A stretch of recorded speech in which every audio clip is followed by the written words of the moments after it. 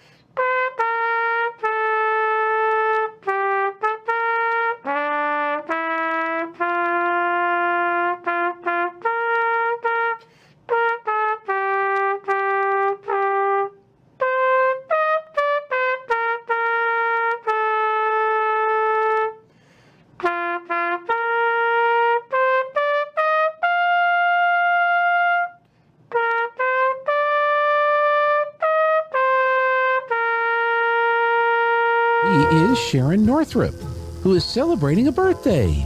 Happy birthday to someone I have known forever, and I so admire.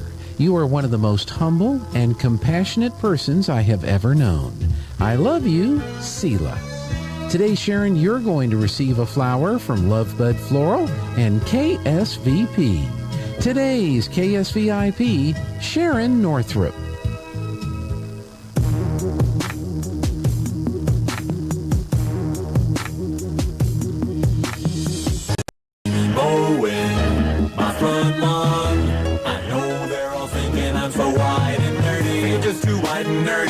Just too white and nerdy. Can't you see I'm white and nerdy? Look at me, I'm white and nerdy. I wanna roll with the gangsters, but so far they all think I'm too white and nerdy. Think I'm just too white and nerdy. Think I'm just too white and nerdy. I'm just too white and nerdy. Really, really white and nerdy. My class there at MIT. Got skills, I'm a champion of D&D. MC Escher, that's my favorite MC. Hey, welcome to the Good Morning Artesia radio show as we get rolling here through. There it is, right there. I'm getting all the scores from the Alien City Invitational soccer tournament, and there's two scores I'm not finding. The last, a 1 o'clock and a 3 o'clock game, but I've got most of the scores.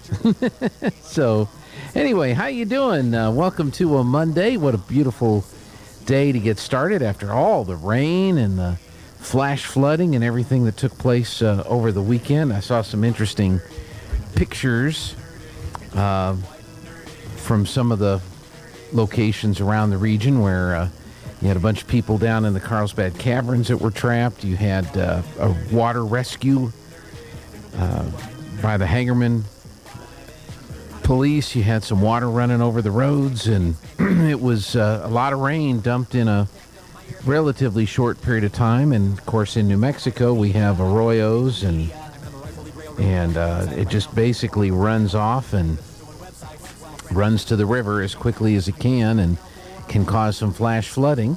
But boy, it was much needed rain, and hopefully we'll get a call from the Ag Science Center this morning with an update on how much rainfall that we will have received, and we'll go from there. What do we have on the show today? We've got the Barking Guy. We're going to talk all things Bulldog sports coming up at 7:45. I know we've got Joby from the Pecos Valley Bassmasters coming in at 9:45. We'll chat with Aaron Irving, and I need to confirm on one of these items here to make sure that they are actually going to be with us today. We'll take a look at stuff that's going on around town.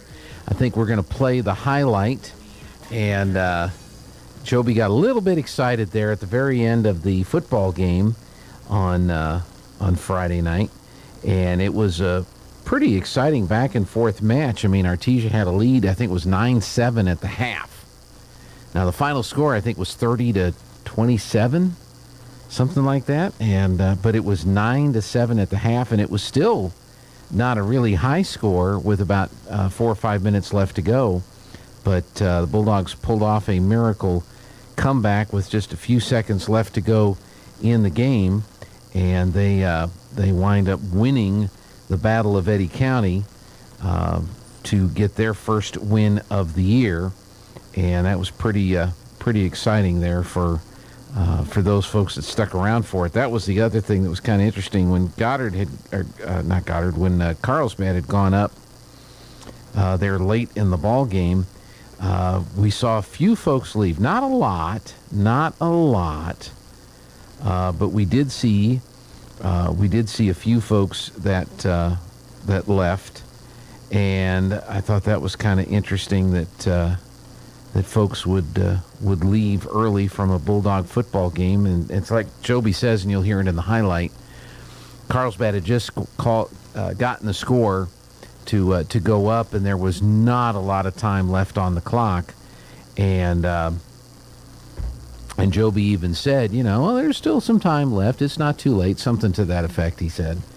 And then the kickoff return, and the Bulldogs win the ball game. Let's see some other scores from Friday night. Loving won 34-14. I'm just kind of looking for scores from this area.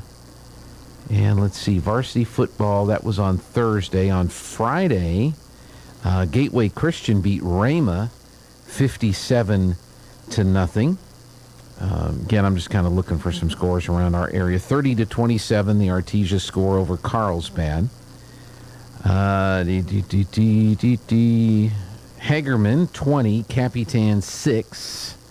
So big win there for Hagerman on Friday night in Hagerman. Hobbs beat Clovis 46-7. What has happened to the Clovis football program? You don't have to go back too many years, and that was one of the top programs in the state. I'm sure they'll get it turned around, but and again, this is not taking anything away from Hobbs. Hobbs is probably pretty good. Let's see. NMMI beat Mescalero Apache 43-12 there at the Institute. Santa Rosa shut out Dexter 40-0. Ouch.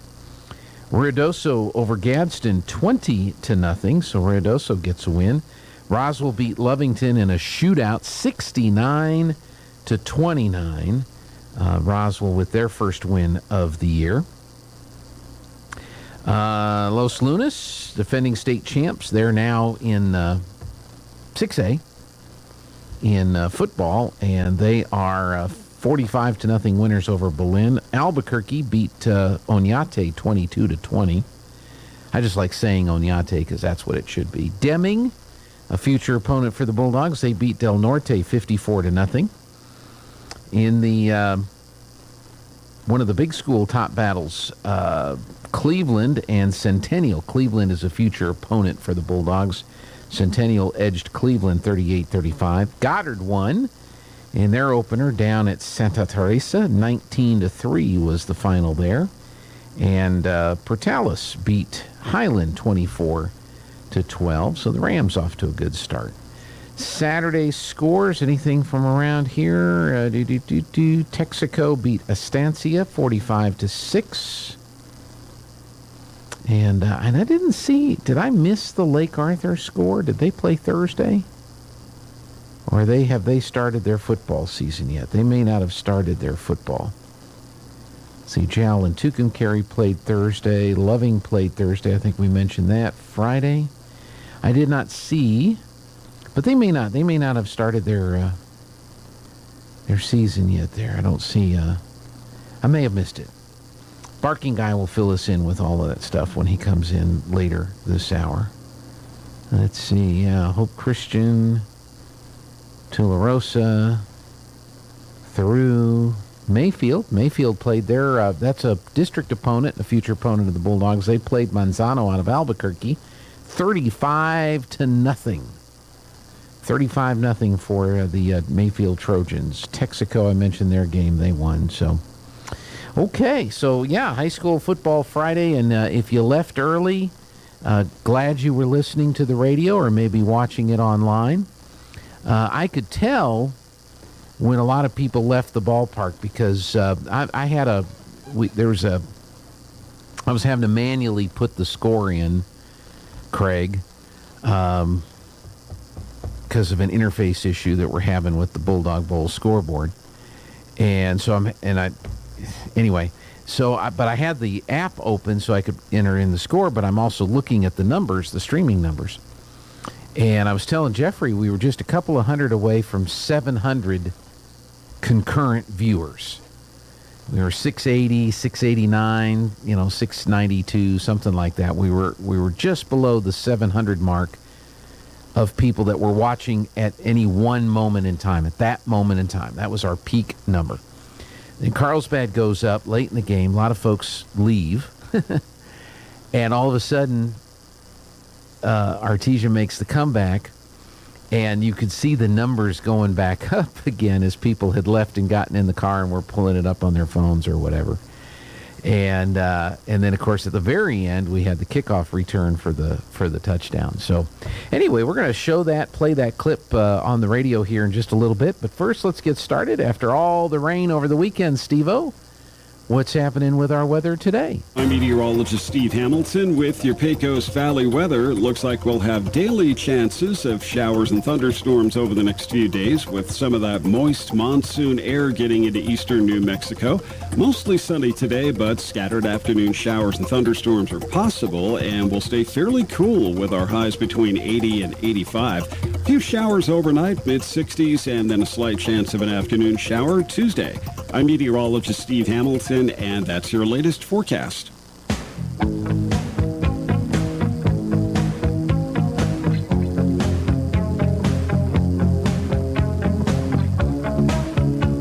Right now, we've got partly cloudy skies, 67 degrees.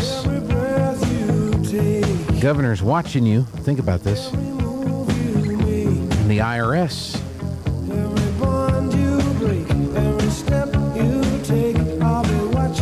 Yep, those IRS inspectors, they're looking at you. Humidity is at 96%. The dew point is 65. Winds are northerly at 8. The pressure 30.02 and inching upwards. Our air quality is 38. We have good air quality. Sunset at 7:34. Sunrise at 6:26 tomorrow morning. Around the region, the folks down in Carlsbad have cloudy skies and 68. Mostly cloudy and 66 in Rosberg. Cloudy and 67 in Hobbs. Partly cloudy, 61 in Albuquerque. Cloudy skies, 57 in Santa Fe. Partly cloudy, 48 at Cloudcroft. Mostly cloudy, 51 at Ruidoso. Partly cloudy, 68 at Las Cruces. Mostly sunny and 60 in Farmington. Mostly cloudy, 49 at Red River. Fog and 64 in Clovis. And over there in Lubbock, Texas, cloudy skies and 67 degrees. And we've got the partly cloudy skies, 67 in Artesia. Lunch menus today in the Artesia Public Schools. They're going to be chomping on a breakfast burrito for breakfast this morning. And for lunch today, spaghetti and meatballs with garlic toast, California blend, and nectarines.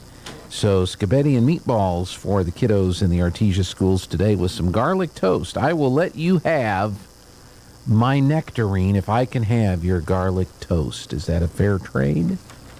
Lake Arthur schools today, they're going to have the ham and cheese quesadilla for breakfast today. Lunch today will be the grilled chicken sandwich, mashed taters, gravy, salad, and fruit. Grilled chicken sandwich for lunch today in the Lake Arthur schools. Senior meal site today, the chicken strips, the scalloped potatoes, the broccoli, squash roll, and an oatmeal cookie. So it's chicken strips today at the Artesia Senior Meal Site. At the Artesia Senior Center, the exercise video is at 8:15. Creative Crafters crafting creatively at 9. Macrame. Joe comes over from the library and does a macrame class, and she brings all the stuff, so you just need to come and learn. Have fun. After lunch, it'll be train dominoes and 42 at 1 o'clock, sewing at 1:30. But if you pop in a little early, they'll let you get rolling. And then the exercise video will be at 4 o'clock. Now, tomorrow night, Tuesday night, the seniors are going to take a trip to eat together. They're going to go to Popeyes. And if you'd like to travel with them, ride the bus, and go over there and enjoy that meal at Popeyes with the rest of your seniors, let the staff know at the Senior Center today so they can make sure that you are accommodated. Birthdays today. We've got Deanne Schultz, Sharon Northrup, sorry about that, Francisca Varela, Maria Corona, and Filberto Sosa. So Deanne, Sharon, Francisca, Maria, and Filberto all celebrating happy birthdays today. Happy birthday to all of you from all of us at KSVP. School calendars. There's an open house today for Artesia High School, and it starts at 6 o'clock tonight, and it never ends. It's just going to keep going and going and going. And and it's at the Red Brick Gym. So if you want to meet at the Red Brick Gym at 6 o'clock tonight, I'm sure you'll get a chance to meet teachers and be taken on an open house of Artesia High School where your kiddos are attempting to learn. All right, let's take the break. We've got the Roswell Livestock Report is back for today.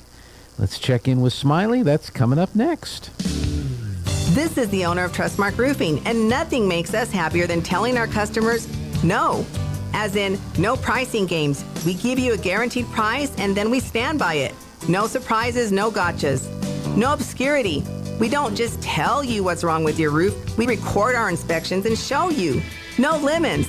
We install premium roofing materials from top brands like Owens Corning. No shortcuts. We're in the 2% of roofers with the Owens Corning Preferred Contractor Certificate for our local area. This means we offer precision installation and the longest warranties. Want a beautiful new roof that's built to last? Choose Trustmark Roofing, the roofer that loves to tell our customers no. For a free estimate, call us at 575-755-ROOF or find us online at trustmarkroofpros.com. Trustmark Roofing, we put people first. Good morning, this is Smiley Wooten at the Roswell Livestock Auction. 900 to 1,000 head for Monday, following some much needed rain in the drawn area. Breaking down like this: 75 to 100 weighing cows and bulls, 100 to 125 pairs bred cows, 700 800 calves and yearlings. Today's sale will include 70 bred cows from the Mescalero Apache cattle growers, Mescalero, New Mexico. Excellent quality, 80% black, white face, 20% of these cows red, white face, English crossbreds, first trimester bred to black, red Angus, and Hereford bulls, good condition, 5 to 9 years old. The 150 heifer yearlings, Reputation Quality, 2T Partnership, and Walker Wells Ranch. 90% black, white face Angus cross calves, 3 rounds of shots, PI tested negative. These cattle wean 100 to 120 days, medium condition, 375, 675 pounds. 112 calves, Mr. Seth Sawyer, Iran, Texas. Excellent quality red, white face English cross calves. Cattle Master 5 7-way at Brandon, 400, 600 pounds. 85 calves, Josh and John Berry, Fort Stockton, Texas. Excellent quality black, white face Angus cross calves. Virus Shield 6, Covex 8, Ivamec at Brandon, 400, 650 pounds. 80 calves, Mr. Neil Woodward, Fort Stockton, Texas. Excellent quality black, white face Brangus crossbred calves. Half of these calves weaned 65 days, gap 4 shot program, and the other half of these calves right off the cows, 1 round of shots, 375, 650 pounds. 60 calves, Monument Ranch, Paiute, Texas. Good quality black Corriente cross and Angus crossbred calves, 300, 400 pounds. Sale time this morning will be at 9 o'clock. Sell pairs of bred cows 9:45 to 10. Be selling calves and yearlings about 10:30 to 10:45. We expect to sell 1,000 head today. This is Smiley Wooten, Roswell Livestock Auction. Hey there, Smiley. Thank you very much. I did get the rainfall totals for over the weekend. Appreciate the folks out at the Ag Science Center for helping us with all that. And let's see. Let me close that out. I want to... I had Jeffrey prepare to play the clip, and then I forgot to prepare for the clip. So what's the matter? There it is right there. So let me pause that so that we'll be in sync when we get ready to roll it, and that'll come off of that computer. Okay. We had 0.19 inches of rain overnight, Friday night into Saturday morning, and I think we were all very thankful that the rain held off.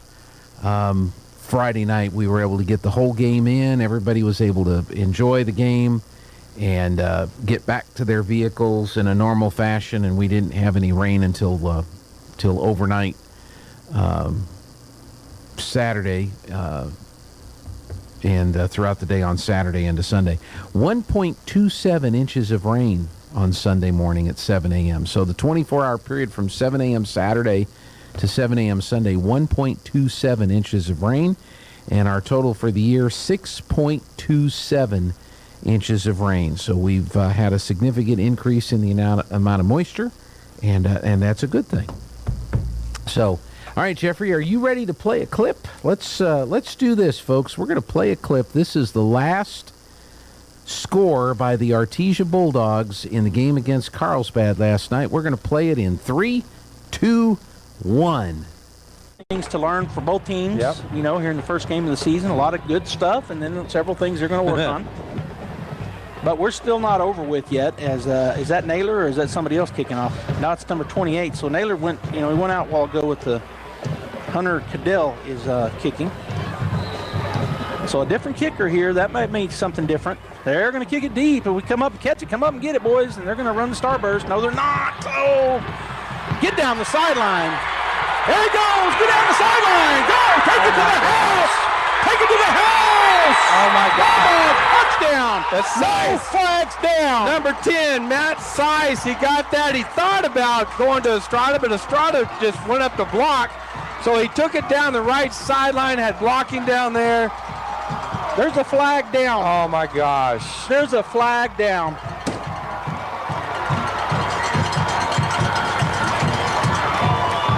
Wow. I didn't see it. I didn't It's all see the way it. down there where he was. There's one guy left down there on him. I know. I don't know. Wow. Oh, it's on them? Yeah, somebody needs to make a call. I agree. Tell us what's going on. Who's he talking to? I don't know. I can't figure out what's going on. Yeah. Touchdown, Touchdown, Artesia! Woo!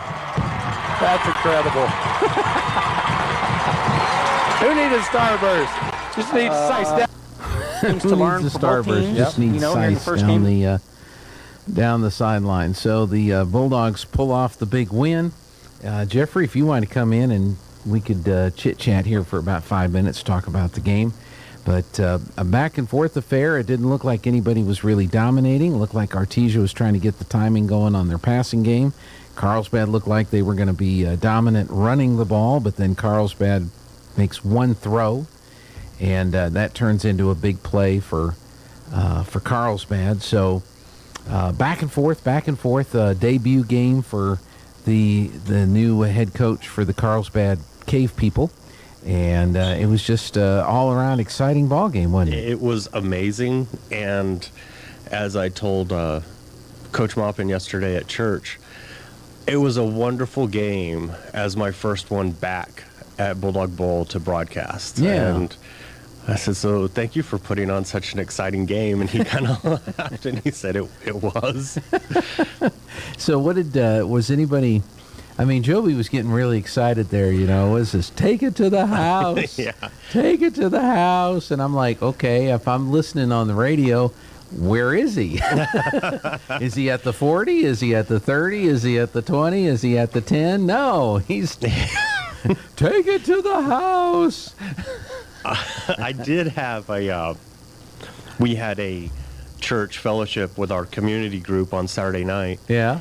And one of the couples had left. They were one of those that had left. And he was... There weren't a lot. No. There were some, but there were some. Yeah, but it wasn't a huge number. So. And this would have been their first Bulldog football game to ever attend. Oh, okay. So they're probably used to wherever they're from, everybody leaving early to beat the crowd. If everybody leaves early to beat the crowd, then staying late means the crowd's already left. Right. Anyway, so they Yeah, he's a traveling physical therapist, so he's in a... And he was very upset that... And he thanked us for having it on the radio, but he's like, it was amazing to hear it, but I didn't get to see it. Yeah. Well, we'll see what. Hopefully, the reaction's been good. I always kind of, I'm looking at it from two perspectives. I'm always looking at it from the technical perspective, and so I was extremely irritated, as you know, right, at scoreboard thing not working. That was making me mad, and then I pulled two bonehead moves on video playback at the end of the scouting video. Oh yeah, I forgot that the computer automatically switches, but I'd hit the thing to switch, and so I replayed the scout coach interview instead of the starting lineups with the graphics for that. Okay, so I messed that up.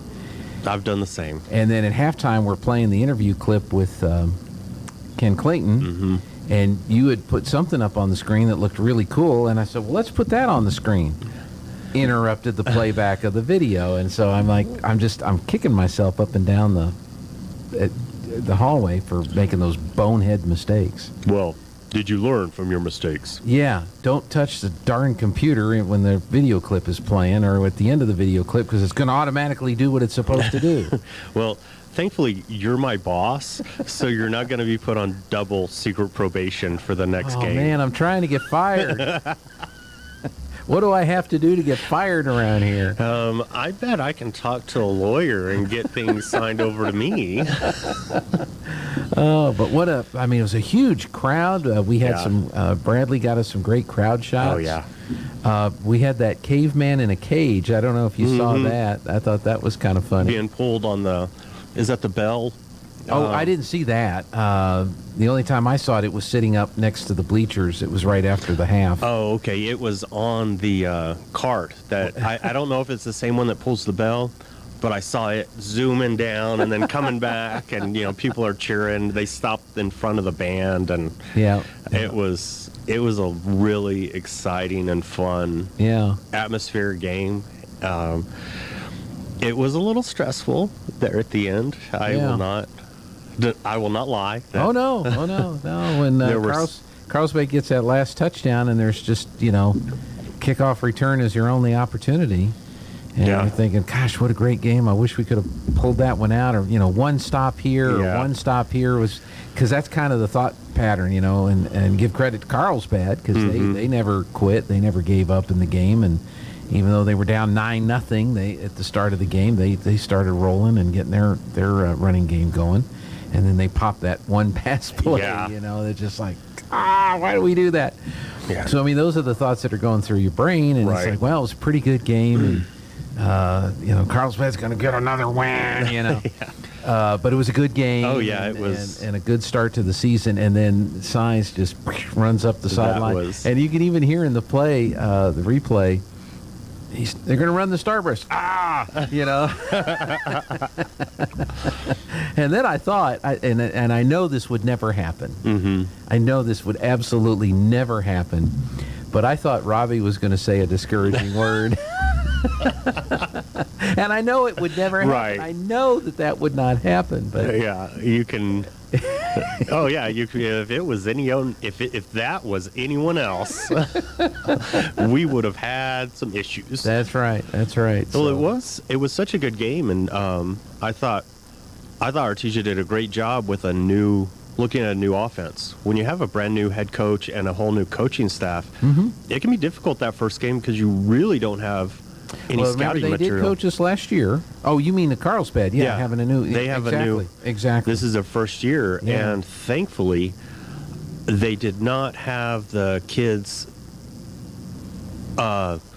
switching out set up. So they had a lot of the illegal substitution. The one I like looking at the comments again, twofold. One, because how are we doing from a presentation standpoint, and then just see people's comments on the game.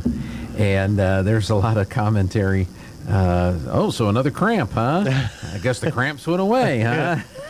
At the very end, they have no timeouts. Right. And they had 2 times when the kid goes down, and they call time. Yeah. And they don't run a penalty time off or anything like that, which the end worked out okay because it left us enough time to return a kick for the game-winning score. So, and that is frustrating, especially when you're watching and you see the same kid go out with a cramp, and then he runs 50 yards. Well, and it's like, I'm glad he was okay. Yeah, I am it was too. Just a cramp, but it was. I just thought, I hope that kid really had a cramp, and that's not we need a timeout, but we can't waste one. Because my pessimistic mind. Conspiratorial. Conspiratorial. Conspiratorial mind. But no, it was fine. Well, there was the clip. If you go to KSVPTV.com, click on the Bulldog channel, you'll see the game. You'll see the highlight clip. And I've got it indexed so you can go to each quarter. Yeah. So if you and the band deal at the halftime, check it out, KSVPTV.com. This week, Carlsbad goes to Roswell, and they scored a gob of points against Lovington. Yeah. And we go over to Hobbs, which scored a gob of points against Clovis. So a couple of pretty good matchups coming up this week. Some high-flying, exciting games. No. They don't go to Roswell. They go to Goddard. That's who they play. Oh, okay. Carlsbad plays Goddard at the Wool Bowl, and Goddard didn't score a gob of points, but they beat Santa Teresa. Yeah. So I'm stand corrected. Roswell's going up north to, I think, Santa Fe. Oh, okay. To play their game on Friday night. So we'll have Carlsbad at Goddard. We'll have Artesia at Hobbs, and we'll have Roswell at Santa Fe on Friday night. I'll have to go back and watch the Roswell game. I really like the highlight in hearing Art and Kelly again. It was just one of those, you like that my highlight? crew I miss. Yeah. Well, it was funny because I texted him and I said, hey, is there a highlight? I need to send a highlight to JP. And they said, well, let me think for a minute. And they said, that tipped pass in the second quarter. So I start watching the second quarter, and about 6 plays before that play, the Roswell quarterback threw it across the middle, wide open receiver, hits him right in the hands, and he drops the ball. He doesn't make the catch. And so I said, is the dropped pass over the middle, is that the one? And then Kelly's like, are you trolling us? What's going on? They crack me up. They're a good crew that remind me of they're a really good crew. Yeah. Oh, yeah. We love working with them. Not as good as us, of course, but they take a good second place. Take it to the house. All right, we're going to take it to the house here in just a second. We're going to check in on the news. Eric will have some more scores. And Kim Commander with your tech tip for Monday. Let's take it to the house. Now for a Pecos Valley news update, I'm Jared Cirillo. The Roswell Police Department is investigating a shooting homicide that occurred just before 4 in the morning Friday in the 600 block of South Missouri Avenue. The victim identified as 36-year-old Robert Smiley of Roswell. Emergency responders found Smiley dead inside a travel trailer on a residential property. He had at least 1 gunshot wound. Roswell police currently working to identify the perpetrator. If you have any information, you are urged to call RPD at 575-624-6770. And also on the police beat in Roswell, a man from Texas has been charged in connection to at least 10 vehicle burglaries and 5 attempted vehicle burglaries in Roswell over 2 days in June. 39-year-old John Grachin of Midland was jailed on June 29th after his arrest in Roswell for a number of warrants. He has since been extradited to San Juan County, New Mexico. RPD said in most instances, Grachin entered vehicles that were left unlocked and stole credit cards, wallets, and even 1 handgun. You're up to date. I'm Jared Cirillo. Lowell's Pharmacy is your locally owned and operated Artesia Community Pharmacy. We have served Artesia for over 50 years. Our pharmacists know there's nothing more important than your family's well-being, and we're always ready to answer your health questions. We honor most prescription plans, including Medicare. At Lowell's Pharmacy, we're always trying to bring something new to our community. Immunizations, pro-time testing, cholesterol testing, and more. Come see why a local pharmacy is best for taking care of your family. Lowell's Pharmacy, across from the hospital on North 13th in Artesia. It's time for the Eddy County Sports Report. Well, you might just go through the whole season for New Mexico high school football this year and not find a better ending than the one we had in the very first game. An Insta Classic. Artesia against Carlsbad Friday night in Artesia, and Artesia wins the game 30-27. The fireworks were at the very end. Eli Asay from Carlsbad breaks loose for a 73-yard touchdown run to put Carlsbad up 27-22. With 20 seconds left in the game, all that's left is the kickoff to Artesia. And Matthew Seiss from Artesia takes the kickoff back for a touchdown. Artesia wins by a score of 30-27 after tacking on the 2-point conversion. Artesia led 9-0. Carlsbad rebounded to take a 21-9 lead midway through the fourth. The Sports Report brought to you by DSI. Call DSI for all your office technology needs. I'm Eric Butler at KSVP Radio, AM 990. As the crypto markets crashed, many people held on to the hope that their virtual investments would somehow rebound. After all, we've all been taught to stay strong when the stock market goes up and down. But if you're still holding on to crypto, there's one thing you must do right now. I'm Kim Commando, brought to you by ExpressVPN. Secure your online data and get an extra 3 months free at expressvpn.com/Kim. Much like the dot-com crash in the late 1990s didn't end the progress of the internet, the crypto crash doesn't mean all advances towards digital currencies and blockchain technologies is over. But cryptocurrencies and most crypto stocks completely nosedived this past Friday. You need to take some action if you're still holding on to your crypto.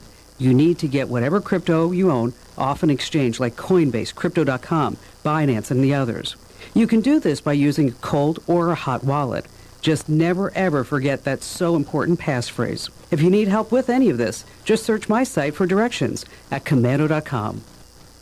Prices on just about everything are rising, but thanks to CarShield, I don't have to worry about how much it's going to cost to fix my car when it breaks down. Their price will never go up, and they help handle everything. That's why I love them. CarShield offers protection plans for around $100 a month that cover more parts than ever before. When you need a repair, there's no paperwork or headaches. CarShield will even take care of you when your car breaks down on the side of a road. Every protection plan includes coast-to-coast roadside assistance, courtesy towing, and rental car options at no extra cost.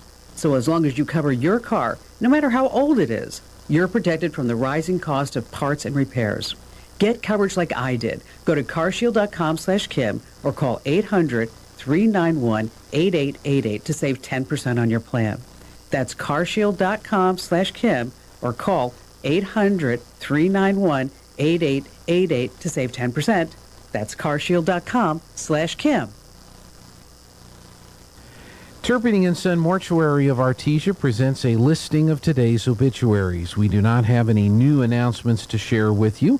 This listing has been presented as a service by Terpening & Son Mortuary of Artesia, where we make it personal. Well, the weather, it rained over the weekend. What's happening today, Steve? I'm meteorologist Steve Hamilton with your Pecos Valley weather. It looks like we'll have daily chances of showers and thunderstorms over the next few days, with some of that moist monsoon air getting into eastern New Mexico. Mostly sunny today, but scattered afternoon showers and thunderstorms are possible, and we'll stay fairly cool with our highs between 80 and 85. A few showers overnight, mid-60s, and then a slight chance of an afternoon shower Tuesday. I'm meteorologist Steve Hamilton, and that's your latest forecast. Well, hopefully a lot of this rainwater that fell Chaves County, Eddy County will all make its way into the Pecos River. I think there's still some concerns that the Pecos River will surpass flood stage, but then it'll hopefully fill up Brantley Lake. That's been so low for so long that we'll see how much of it actually makes it to the lake. Mostly cloudy, 67 in Artesia at this hour. Our humidity is at 95%. The dew point is 66. Our winds are northwesterly at 10. The humidity is at the barometric pressure is at 30.02 and inching upwards. Our air quality is 38. We have good air quality. We had a high yesterday of 83 and an overnight low of 65. 1 year ago, our high was 94 and our low was 65. So we must be beating global warming climate change. We must be knocking the stuffing out of that climate change because we're down 11 degrees from this time last year. Our soil temps are between 73 and 78 degrees. Officially, 19/100ths of an inch of rain in the 24-hour period that ended at 7 a.m. on Saturday. 1.27 inches of rain in the 24-hour period that ended at 7 a.m. on Sunday. So our total for the year is now 6.27 inches of rain. Isn't that amazing? In just one little 36-hour period of time, we get to halfway our normal average rainfall in just one night, one day. Our sunset will be at 7:34 this afternoon. Our sunrise at 6:26 in the morning. All right, let's see what's happening in the world of the markets. The Barking Guy is standing by to update us on everything Bulldogs. That's coming up next. With the Wall Street Business Report, I'm Bill Alexander. Federal transportation officials are warning airlines that new laws could be drafted around passenger rights if the carriers don't give more help to travelers trapped by flight cancellations and delays. The department is asking airline CEOs to, at a minimum, provide lodging for passengers stranded overnight at an airport and give out meal vouchers for delays of 3 hours or longer when the disruption is caused by something in the airline's control. The Transportation Department on Friday released a copy of the letters, which it said were sent to CEOs of 10 U.S. airlines, their regional affiliates, and budget carriers. Teachers around the country are learning about the back-to-school inflation problem. Many are finding the prices for school supplies are a lot higher. Prices for pencils, paper are up, and in many cases, teachers' annual stipends are not being increased. Folders, binders, scissors, and book covers aren't as cheap as they were a year ago. For the Wall Street Business Report, I'm Bill Alexander in Washington. Pressure Services LLC in Artesia has immediate openings for experienced vacuum truck, kill truck, and hydrovac operators. Operators must hold a Class A CDL or Class D CDL, at least 2 years of experience, and be at least 25 years of age. All positions require a clean driving record and must be able to pass a DOT drug and alcohol screen. Pressure Services offers great pay with IRA benefits and employer contributions toward health benefits. Please apply in person at 402 West Main in Artesia, inside the AIDS Safety Facility. Equal Opportunity Employer. Welcome to Answers with Ken Ham, presented by the Coalition of Christians for Biblical Creation and Fulkerson Plumbing, Heating, and Air Conditioning. CCBC is an interdenominational coalition of Christians from Artesia who believe that the account of origins presented in Genesis is a simple but factual presentation of actual events. Answers with Ken Ham is brought to you by Fulkerson Plumbing, Heating, and Air Conditioning, your best bet yet for great service. For over 41 years, thousands of customers have chosen Fulkerson. Call 622-1600 or visit www.fulkersonplumbing.com. Now, today's Answers with Ken Ham. CRT, what is it? This is Ken Ham, and our popular life-size Noah's Ark is located south of Cincinnati. Many in our culture are trying to address the issue of racism by applying critical race theory, or CRT. This is the belief that racism is part of the air we breathe, and those who are part of the white race can't escape being racist. It's part of who they are. But we need to stop right there. This premise is flawed because there's only one race. You see, the Bible teaches we're all descended from Adam, so we're all one race, and science confirms this. The differences between people groups are very minor. They make up just a fraction of our DNA. Yet CRT says what you look like on the outside is all that matters. But God looks not on the outside, but on the heart. Discover more about the biblical answer to racism when you visit us at AnswersRadio.com and plan your visit to the child-friendly Ark Encounter when you go to AnswersRadio.com. Welcome back on the Good Morning Artesia radio show. Time to welcome in Sir Guy of Bark, the Barking Guy. Good morning. Good morning, Gene. How are you? Hey, it is Monday, and I actually see a little bit of sun. It's not raining, but how did the roads handle the rain down by where the doghouse is? Well, there was a road closed sign at Lakewood Road 285 as I was driving up, but I did not go anywhere on Saturday nor Sunday. Mm-hmm. You just kind of hung around. Yeah, we worked. We did a bunch of work here, and then I was actually able to go hang out with the engineers. And I'm knocking on wood here. There's wood under here. There's wood there. I think we fixed everything. Now that I've said it, I'm sure I've ruined things. And then we had a great lunch in town. We found a restaurant open on a Saturday and had a great lunch and all that. But the big story of the day was the football game. Eric Butler talked a little about it. We played the Joby Hodling Take It to the House clip earlier today. But you've got the full recap, including basically the last 6 minutes of the game. As Eric Butler said, late in the fourth quarter, it was 21-9 Carlsbad.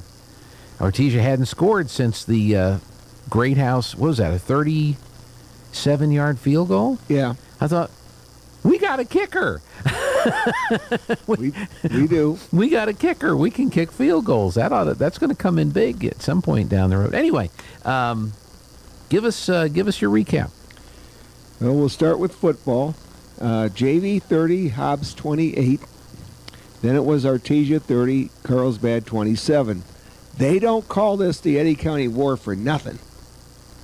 With Artesia up 9-7 at the half, Carlsbad scores 2 touchdowns to make it 21-9. Carlsbad with 6:33 to go in the game.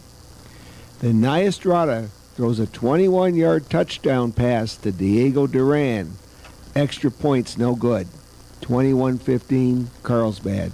4:36 to go. And I think it was not that it was no good. I think it was tipped. I mean, it was no good, but I think it was tipped, wasn't it? No, it was a 2-point conversion. Oh, okay. We did have a kick. Anyway, go ahead. I'm sorry. Then after the kickoff, Carlsbad fumbles on the next play. David Hammond recovers. 4:30 to go. Then Nyestrada throws another touchdown pass, this time a 33-yarder to Peyton Grayhouse with a Jathan Duran block. Extra point good by Peyton Grayhouse. I think the tip one was in the first half. So it was 22-21 Artesia with 3:43 to go. Then the Cavemen score a touchdown. Extra points no good. 27-22 Carlsbad with 20 seconds left. On the kickoff return, Matt Size runs it back for a touchdown. 2-point conversion was good. A Diego Wesson jump pass to Riley Jarrett. 30-27 Artesia. 6 seconds left. Do you want to hear that play again? Yeah. You want to hear it again? Sure. The touchdown run back? All right, Jeffrey, do you have it ready to roll? Can we play it? Let's if you can, we're going to go ahead and play the game-winning kickoff return. Both teams, things to learn for both teams. Here in the first game of the season, a lot of good stuff, and then several things they're going to work on. But we're still not over with yet. As is that Naylor or is that somebody else kicking off? Now it's number 28. So Naylor went, he went out a while ago with the Hunter Cadell is kicking. So a different kicker here. That might mean something different. They're going to kick it deep. If we come up and catch it, come up and get it, boys. And they're going to run the starburst. No, they're not. Oh, get down the sideline. There he goes. Get down the sideline. Go. Take it to the house. Take it to the house. Oh, my God. Touchdown. That's no Size. flags down. Number 10, Matt Size. He got that. He thought about going to Estrada, but Estrada just went up to block. So he took it down the right sideline, had blocking down there. There's a flag down. Oh, my gosh. There's a flag down.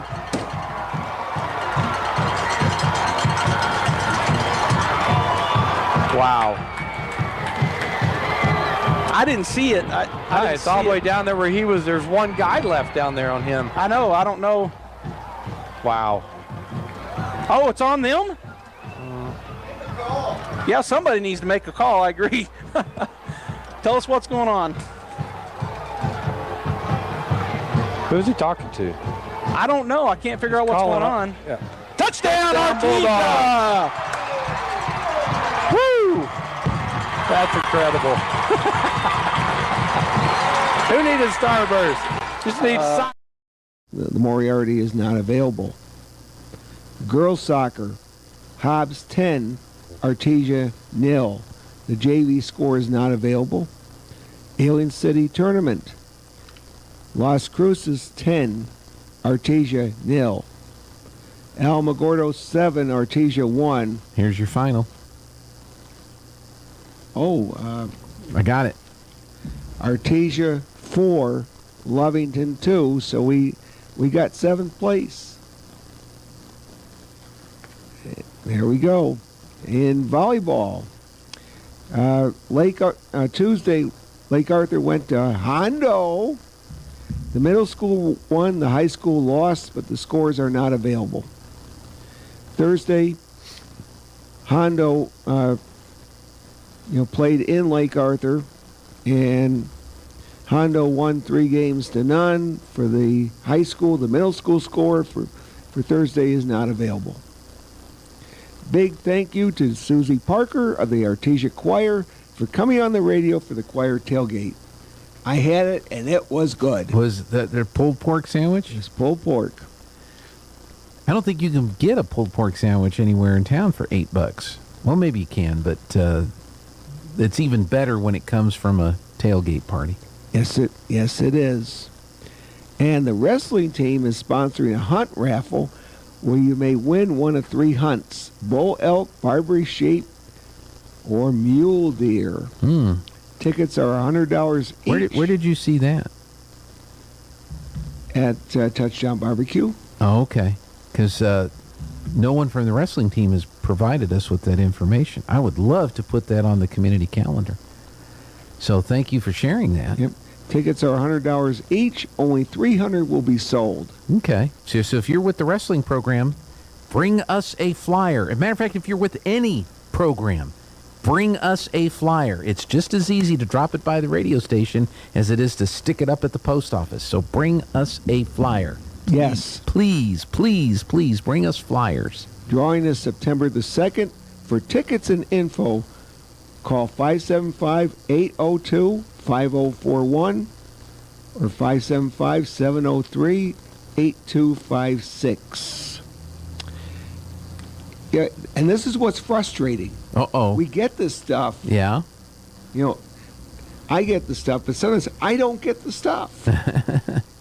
Well, the radio, and you don't get the stuff. Well, and we can't. I don't want to make it sound like I'm crying and complaining. I'm just asking folks, if you go to the effort to print a flyer and you go to the effort to put the flyers out, swing by 317 West Quay and shove a flyer through the mail slot if there isn't anybody here.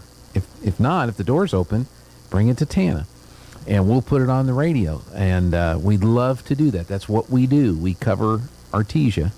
And so I'm just asking, in the nicest, kindest possible way, don't forget us when you have your announcements. That's right. Make them. By the way, in that Alien City Classic, Roswell took 3rd place. They beat Goddard 2-0. Mm-hmm. So the champion was Las Cruces. They beat Oñate, Organ Mountain.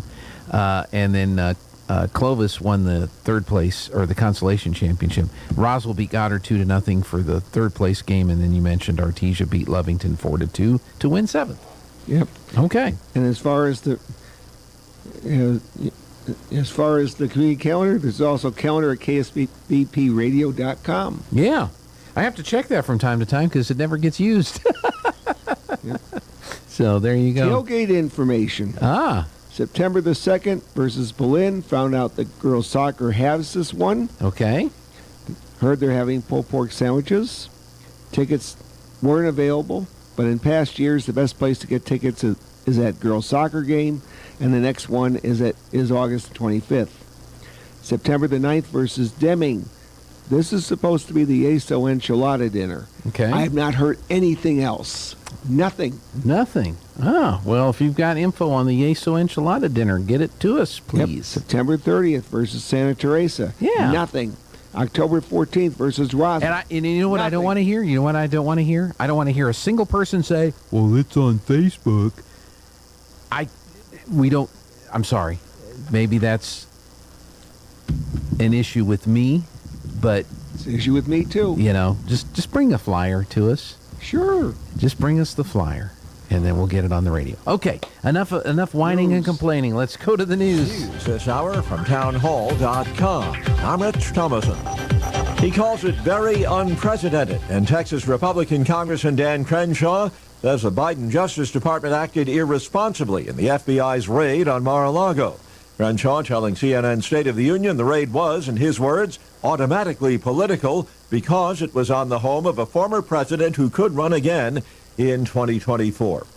The leaders of the United States and Britain, France, and Germany got on the phone over the weekend. They talked about the Iran nuclear program. According to a White House readout of the call, the leaders discussed ongoing negotiations over a revived nuclear deal, the need to strengthen support for partners in the Middle East region, and joint efforts to deter and constrain Iran's destabilizing regional activities. Last week, the U.S. and European Union said they were studying Iran's response to a final proposal to revive the 2015 deal.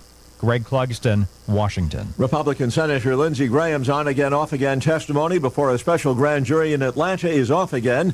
The panel's investigating former President Trump's alleged interference in the 2020 election in Georgia. Graham had been slated to testify before the panel this week, but Federal Court of Appeals issuing a temporary stay on the order for Graham to appear.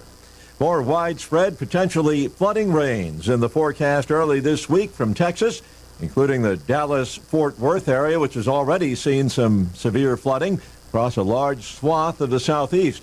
The rain is needed, but there's an awful lot over a short period of time. Forecasters say it could produce dangerous flooding. Closing arguments due today in the retrial of two men charged with conspiring to kidnap Michigan Governor Gretchen Whitmer in 2020. The defense has argued entrapment by the FBI. On Wall Street, the Dow is down 415 points. More on these stories at townhall.com. Charlie Dombeck here from Key City Capital. As a practicing CPA for nearly 30 years, I have found that 80% of your ability to grow your wealth is dependent upon two factors: taxes and investment performance. At Key City Capital, we improve investment performance by diversifying capital into off-market investment opportunities in passive rental real estate and alternatives like asset-backed lending. We recover dollars that clients unnecessarily pay in the form of income taxes, creating a lifetime annuity of savings. We are a sponsor of passive, affordable single and multifamily residential rental investments, which are located in Sunbelt landlord-friendly states. These investments are the top choices in a rising interest rate and inflationary environment. They represent a store of value, protecting your capital from market volatility. Learn how we at Key City Capital can help you ultimately grow your wealth rapidly. Connect with me at keycitycapital.com or give me a call at 817-912-1569. Mexican authorities handing an accused drug lord over to the U.S. A federal district court in the U.S. had long been seeking the extradition of Carlos Arturo Quintana, alias El Ochenta. He's now been handed over 4 years after being arrested in the northern Mexican border state of Chihuahua. Mexico's prosecutor's office says he's accused of directing drugs trafficking activities from that state into the U.S. Media reports say he's instigated much of the violence inside Chihuahua. Quintana's also been linked to the murder of an investigative journalist, Miroslava Breach, in 2017. The killers left a note at the scene saying, "For being a loudmouth," and reportedly signed by El Ochenta. The BBC's Charles Haviland.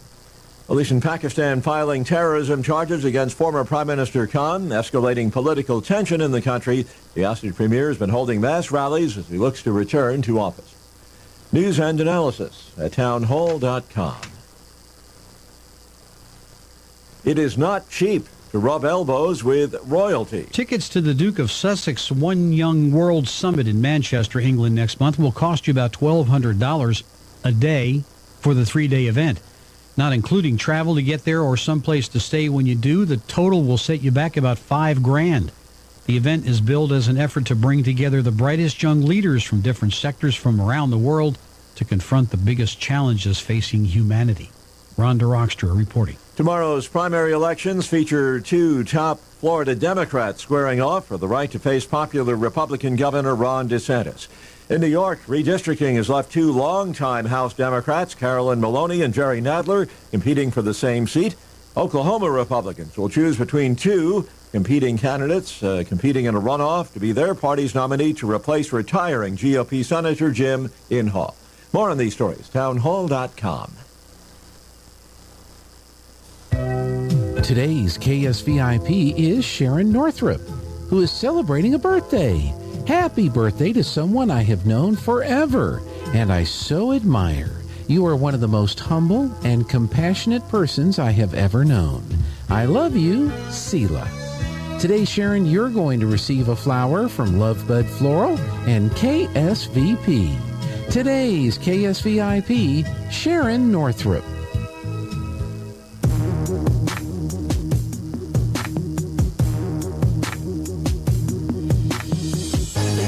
Mowing my front lawn. I know they're all thinking I'm so white and nerdy. Think I'm just too white and nerdy. Think I'm just too white and nerdy. Can't you see I'm white and nerdy? Look at me, I'm white and nerdy. I wanna roll with the gangsters, but so far they all think I'm too white and nerdy. Think I'm just too white and nerdy. Think I'm just too white and nerdy. I'm just too white and nerdy. Really, really white and first time class there at MIT. Got skills on the Hey, welcome back on the Good Morning Artesia radio show, and we're rolling into the 8 o'clock hour. The Barking Guy is here. We still have more to talk about. We just basically finished talking about a football game on Friday night and some of the soccer results. Saw this, the breaking news, Judge Reinhardt down in Florida has formally rejected the Department of Justice argument to keep the Trump affidavit sealed and calls the raid unprecedented. Now, if I'm Judge Reinhardt, I would make sure that Hillary doesn't know where you are. He admitted Monday the FBI's raid on former President Trump's Mar-a-Lago home was unprecedented and formally rejected the Justice Department's argument to keep the affidavit leading to the search warrant under seal, citing the intense public and historic interest. He rejects the government's argument that the present record justifies keeping the entire affidavit under seal. Quote, the government argues that even requiring it to redact portions of the affidavit that could not reveal agent identities or investigative sources and methods imposes an undue burden on its resources and sets a precedent that could be disruptive and burdensome in further cases. He rejected that. He says, I do not need to reach the question of whether, and in some case, these concerns could justify denying public access. They very well might. Given the intense political and historical interest in an unprecedented search of a former president's residence, the government has not yet shown that these administrative concerns are sufficient to justify sealing. So maybe when they brought it to him, you know, you have to understand the whole process, I guess. And, he approved the warrant, the search warrant. But now that the affidavit's going to come out, maybe this thing is going to backfire so big on the FBI and the Department of Justice that we will finally get to the bottom of what the heck it is that these people keep constantly going after Donald Trump over, that they won't leave the guy alone. And I think where it's unprecedented, Barking Guy, is because he's not ineligible from running for office for the presidency again. He still has one term he could run for. And he's hinted a bunch that he will be the candidate or is going to run and represent the Republican Party. So not only are you investigating a former president, which is unprecedented, not that it's ever happened before. I'm sure there have been, Andrew Johnson, I'm sure they weren't happy with some of the stuff he did, and they wanted to keep pounding him on that. But the fact of the matter is, not only is he an ex-president who's no longer in office, but he is a potential candidate against the incumbent. And so it's almost like the Department of Justice is being used to go after a political opponent. This is not Russia. This is not Venezuela. This is not some third world dictatorship. This is America, and you don't do that. And so maybe we'll see. Maybe when that affidavit, that whole thing finally comes out, maybe we'll finally get to the bottom of what it is that they keep going after. Poor guy that ran the something for Trump up in New York, he had to plead guilty because they kept hounding him. And they were going to go after his family, and they were going to after his kids and his grandkids, and they were just going to keep going and going and going and going. And the guy finally said, fine, I'm just going to go to jail for a little while and get this thing over with, because they're not going to leave me alone. They're not going to leave my family alone. And this has got to stop. That stuff has got to stop. And I don't know what it's going to take. I have an idea what it's going to take, but it's got to stop. Okay, enough of my commentary. The Barking Guy is here. And obviously we talked about the soccer tournament. We talked about the football game on Friday night. Where would you like to take us next? This week in old-time radio history. Okay. August 22nd, Ray Bradbury was born in 1920. He is a science fiction writer? Yep. Okay. August 23rd, Gene Kelly was born in 1912. He was a movie star, dancer extraordinaire. Yep. August 24th, Eve Arden and Brooks West were married in 1952. Now, was she in Greece? I'm not sure, but I do know Eve Arden was Connie Brooks and Our Miss Brooks. Okay. I think she was in Greece. I think. Let me check. I could be mistaking her for someone else. Stockard Channing and Michael Tucci, Dee Dee Khan. Eve Arden. She was Principal McGee. She had the greatest line ever in that movie. She's making the announcements to the school. And she said, remember, if you can't be an athlete, be an athletic supporter. That was Eve Arden. That was she. So she was in the movie Grease. She was in a bunch of stuff, obviously, as you said, but a lot of people remember her from that. But I know her as Our Miss Brooks. That's right. That's right. August 25th, Father Knows Best premiered in 1949. Okay. August 26th, Hal Gibney was born in 1901. August 28th, Norman Schwarzkopf Sr. was born in 1895. Okay. I guess his son was the general for Desert Storm? Yep. Okay. Very good. Radio quotes of the week. All right. Freeze the spending, freeze the hiring, freeze the unemployment. No, freeze the employment. Freeze the employment. Marshall Blackburn? Yep. Okay. Republican, Tennessee. You know, if they just did that, if they just froze everything for 4 years, our budget would be in balance, or it'd be headed in that direction. That's right. You're always welcome to be part of us. I don't know. Susie Parker about the choir family. Well, that's true. That's true. She did say that, yeah. Inviting people to join the choir. This is not what you do. This is not how you take care of our land. Linda Stevens? Yep. Okay. Out trash. All right. That's what Those I are the have. quotes. Excellent. Yep. Those are good quotes. I like my quote, Eve Arden. If you can't be an athlete, be an athletic supporter. Okay, we got the calendar. All right. Today, Monday, August the 22nd, 102 days and nights of summer continues through Labor Day. Lake Arthur Volleyball versus Loving JV, 4:30 and 5:30. Middle school first and high school. Okay. AHS Open House, me and the Red Brick Gym, 6 o'clock. Tonight. Tuesday the 23rd, JV and Varsity Volleyball versus Carlsbad, 5:30 and 6:30. JV's first and varsity. And we will be there for video and radio coverage tomorrow night. Good. I don't know if Joby will get to use his new catchphrase, because I don't know how you do that in volleyball. Take it to the house. And Roselawn Open House Tuesday, 5:30 to 6:30. And Thursday, JV and varsity girls soccer versus Clovis, 4 and 6. We will be there to put the varsity on the internets. Won't be on the radio, but it will be on the internets. Yep, and that's a good place to get the tailgate tickets. That's right. That's right. I wonder if we should put it on the radio. Let me check and see if Aaron's available. If Aaron's available, we may put it on the radio. I don't know. I haven't decided yet. Depends on what I feel like. Depends on what happens today. Okay. All right.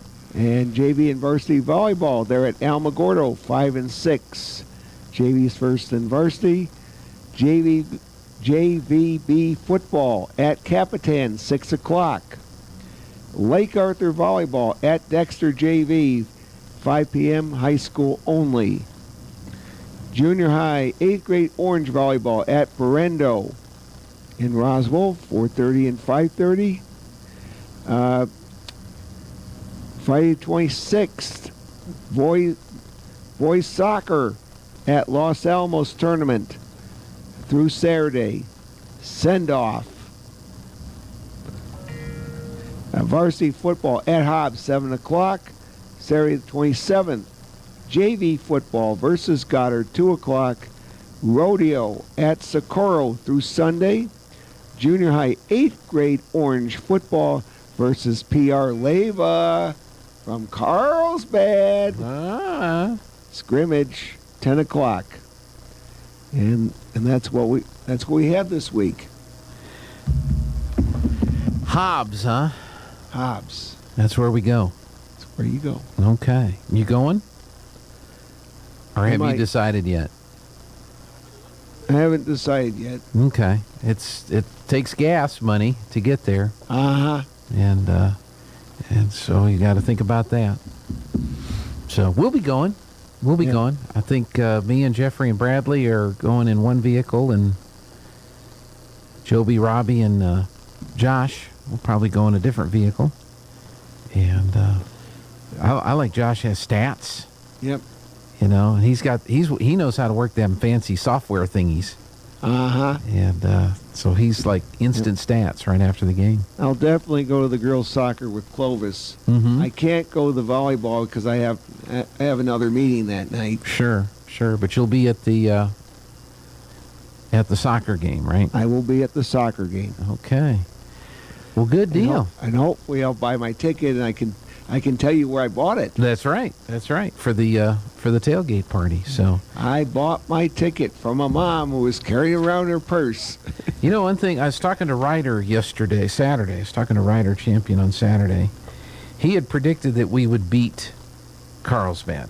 See, I've got our predictions right here. Okay. I also predicted that we would beat Carlsbad.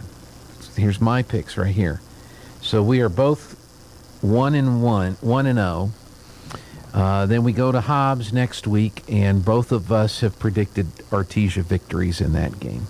Okay. And then, of course, we come home for 2 weeks when we have Berlin and Deming back to back. So, getting ready for that. But yes, Ryder got it correct. He got that one. He got that one right. Good. And hopefully we'll get tailgate information. Ryder was there, by the way. He was at the game Friday night. He had his staff to bring him to the game, so he was there. Good. And so I didn't get to see him. I don't think we got him on camera. I didn't see him either. Yeah, but he says he was there, and I'm not going to argue with Ryder. No. So, well, good. What else do you have on there? Hopefully we'll get some tailgate information, and people, please bring a flyer to the radio station. You know, and I was joking. I said, Facebook, you can put it on Facebook from your toilet. You know, printing out the flyer and taking it to the paper, taking it to the post office, taking it to the radio station, that actually takes a little bit of effort, you know. A little bit. You know, so it's one thing to do stuff from your toilet. It's another to actually get out about and bring stuff around town and take it to people. So if you would, please. Yep. And as far as as one of the tailgates, I don't have any information. Mm-hmm. Historically, the Lions Club does one of the tailgates. Yeah. And maybe Robbie, will have that information. I bet he does. He'll let us know. So we'll get that Sure done. he will. And I'll probably get my ticket from Robbie. Well, of course. He'd be disappointed if he didn't. Yep. So, all right. Well, what else, Sparking Guy? Anything else in your report? We covered it all. So it's go dogs. Arf! 8:19. Let's check the weather. See what's happening with the weather today.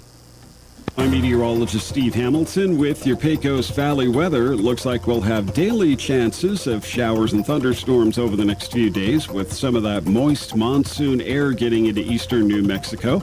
Mostly sunny today, but scattered afternoon showers and thunderstorms are possible, and we'll stay fairly cool with our highs between 80 and 85. A few showers overnight, mid-60s, and then a slight chance of an afternoon shower Tuesday. I'm meteorologist Steve Hamilton, and that's your latest forecast. Right now, we've got 68 degrees under cloudy skies here in Artesia, New Mexico. Our winds are out of the north at 11, so a little bit of a breeze. That'll help dry things out. Humidity at 95%. The dew point is 67 degrees. Our pressure 30.02 and rising. Our air quality is 46. We have good air quality. High yesterday was 83. The overnight low was 65. 1 year ago, 94 the high, 65 the low. Minimum 4-inch soil temps are between 73 and 78 degrees. Rainfall, the 24-hour period that ended at 7 a.m. Saturday, we received 0.19 of an inch. The 24-hour period that ended at 7 a.m. Sunday, 1.27 inches of rain, bringing our total for the year to 6.27 inches. So that's pretty good stuff. Our sunset will be at 7:34 this evening. Our sunrise will be at 6:26 in the morning. Around the region, cloudy and 70 in Carlsbad, 68 in Roswell and Hobbs. Partly cloudy, 64 in Albuquerque. Mostly cloudy, 59 in Santa Fe, 51 in Cloudcroft, 55 in Ruidoso. Mostly sunny, 73 in Las Cruces. Sunshine, 66 in Farmington. Cloudy, 52 at Red River, 65 in Clovis. Over there in Lubbock, Texas, it's cloudy and 67 degrees. And again here in Artesia, hopefully the clouds will move on out. We'll have some more of this beautiful sunshine, 68 degrees here in Artesia, New Mexico. One of the things, you put cameras in at different places, and I put a camera in a couple of our transmitter buildings. Mm-hmm. And Roswell, was getting a lot of rain Saturday. And so I pull up the camera, the outside camera there at the Roswell transmitter site, and I see water pooling on the ground outside the tower site. I'm like, well, that's a little unusual because that's up on a hill. That's up on a high hill for that area, so I don't generally worry about flooding there. But there's a spot where we had some damage done to a piece of wood as part of the air conditioning duct that comes in. There's a, I guess they call a package unit sitting outside the building, and it blows the cold air in and everything. And I thought, well, I wonder if there was enough water that it got into the building. So I pull up the indoor camera, and sure enough, I can see that the floor in the transmitter building is wet. And I hope that doesn't get worse. And it didn't. And of course, because of the amount of heat that we run in that we're always running air conditioning and we're running heat. By yesterday, it had pretty well dried up in there. So we do need to get that fixed. But yeah, that's what the thing about these cameras that you put in everywhere. Now you can start seeing things that are going on that you didn't know was going on, and you didn't worry about it. Then you see it, and then you start to worry about it. So if you don't see it, you don't worry about it. But in any case, let's take a break. We'll see what else is happening around town next. This is the owner of Trustmark Roofing, and nothing makes us happier than telling our customers no. As in, no pricing games. We give you a guaranteed price, and then we stand by it. No surprises, no gotchas. No obscurity. We don't just tell you what's wrong with your roof. We record our inspections and show you. No lemons. We install premium roofing materials from top brands like Owens Corning. No shortcuts. We're in the 2% of roofers with the Owens Corning Preferred Contractor Certificate for our local area. This means we offer precision installation and the longest warranties. Want a beautiful new roof that's built to last? Choose Trustmark Roofing, the roofer that loves to tell our customers no. For a free estimate, call us at 575-755-ROOF or find us online at trustmarkroofpros.com. Trustmark Roofing, we put people first.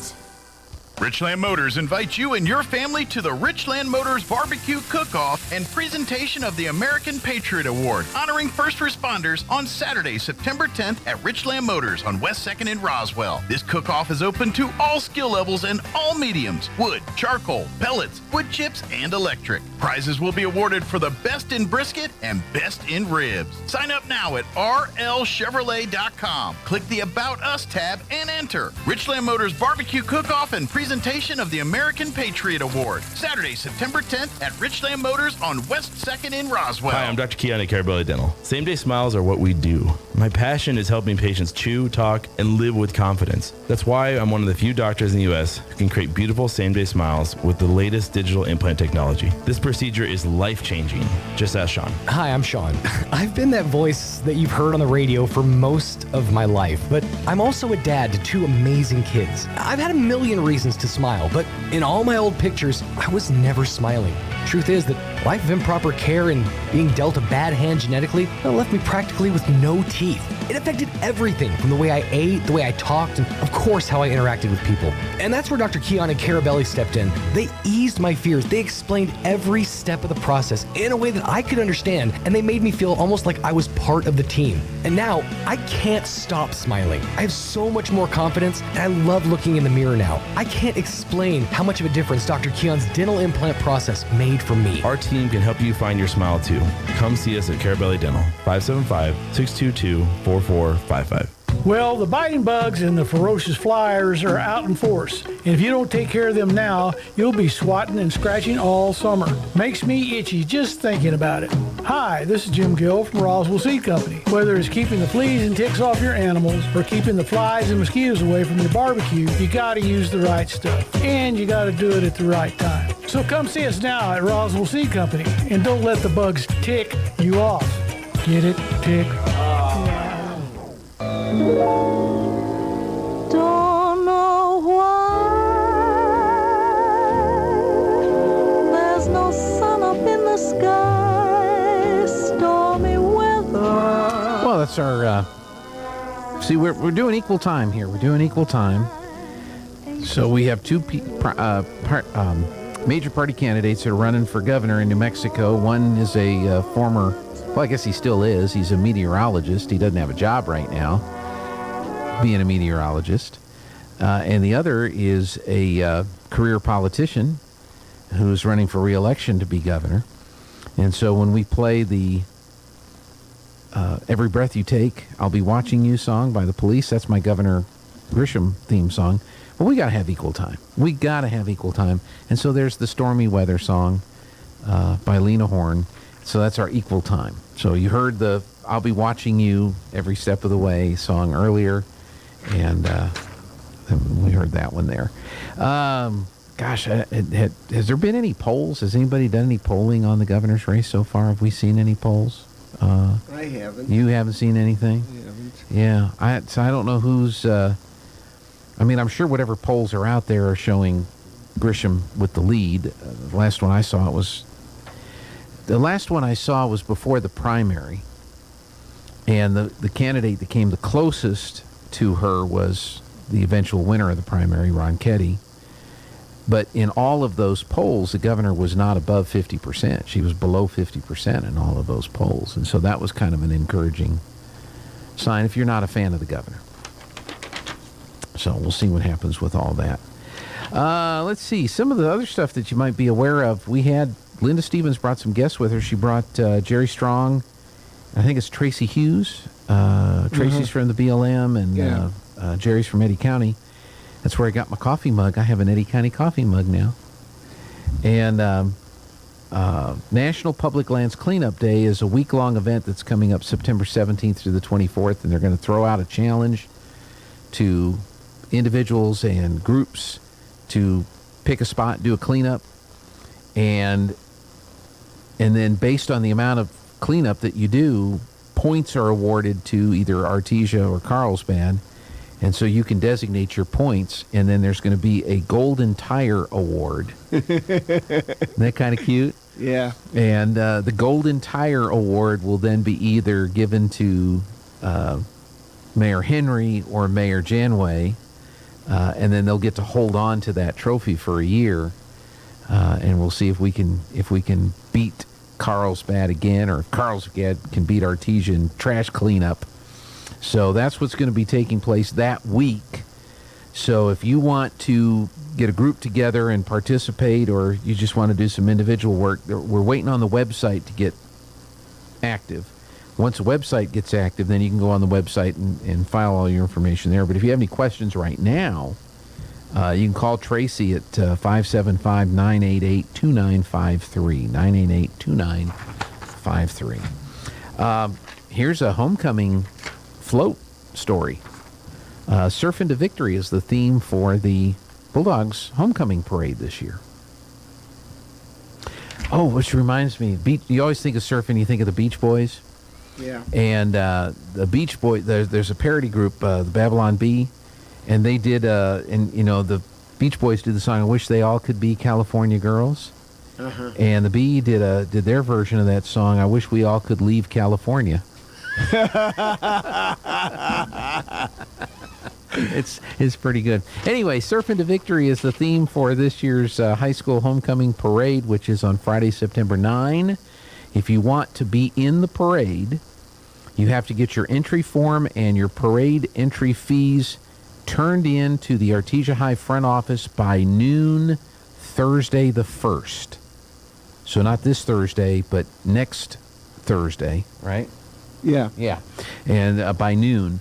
If you walk in afternoon on Thursday, they're going to pop you an extra $10 late fee.